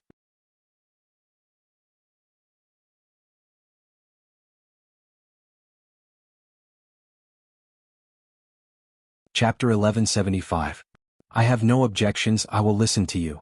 Gu Mingming chuckled in Elvis's arms. We definitely cannot bring little shit along when we go to the Mecca Desert. I don't know how he is going to mess with me. Elvis played with Gu Mingming's little hand. Why don't I fight with him the moment he arrives?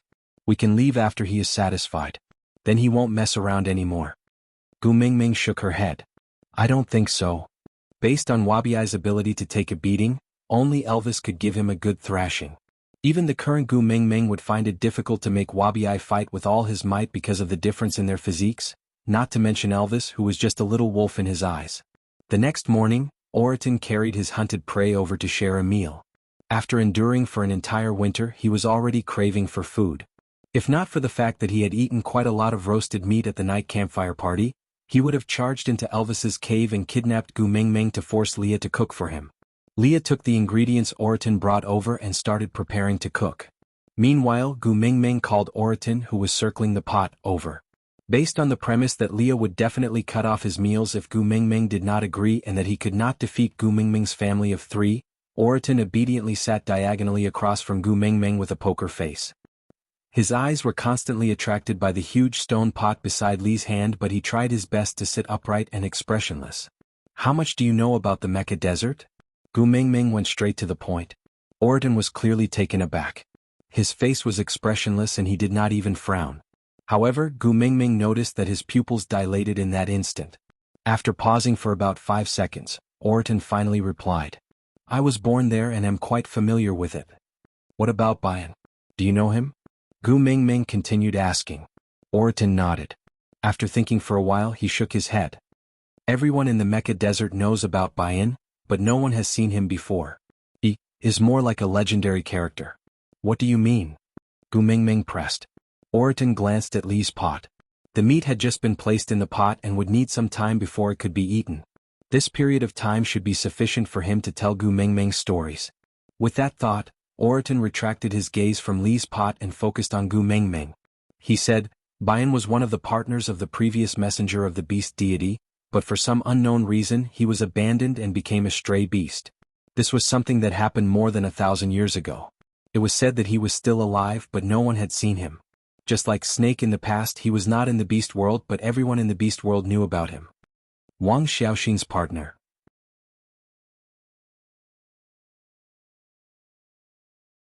Gu Mingming instinctively said the name of the previous messenger of the beast deity.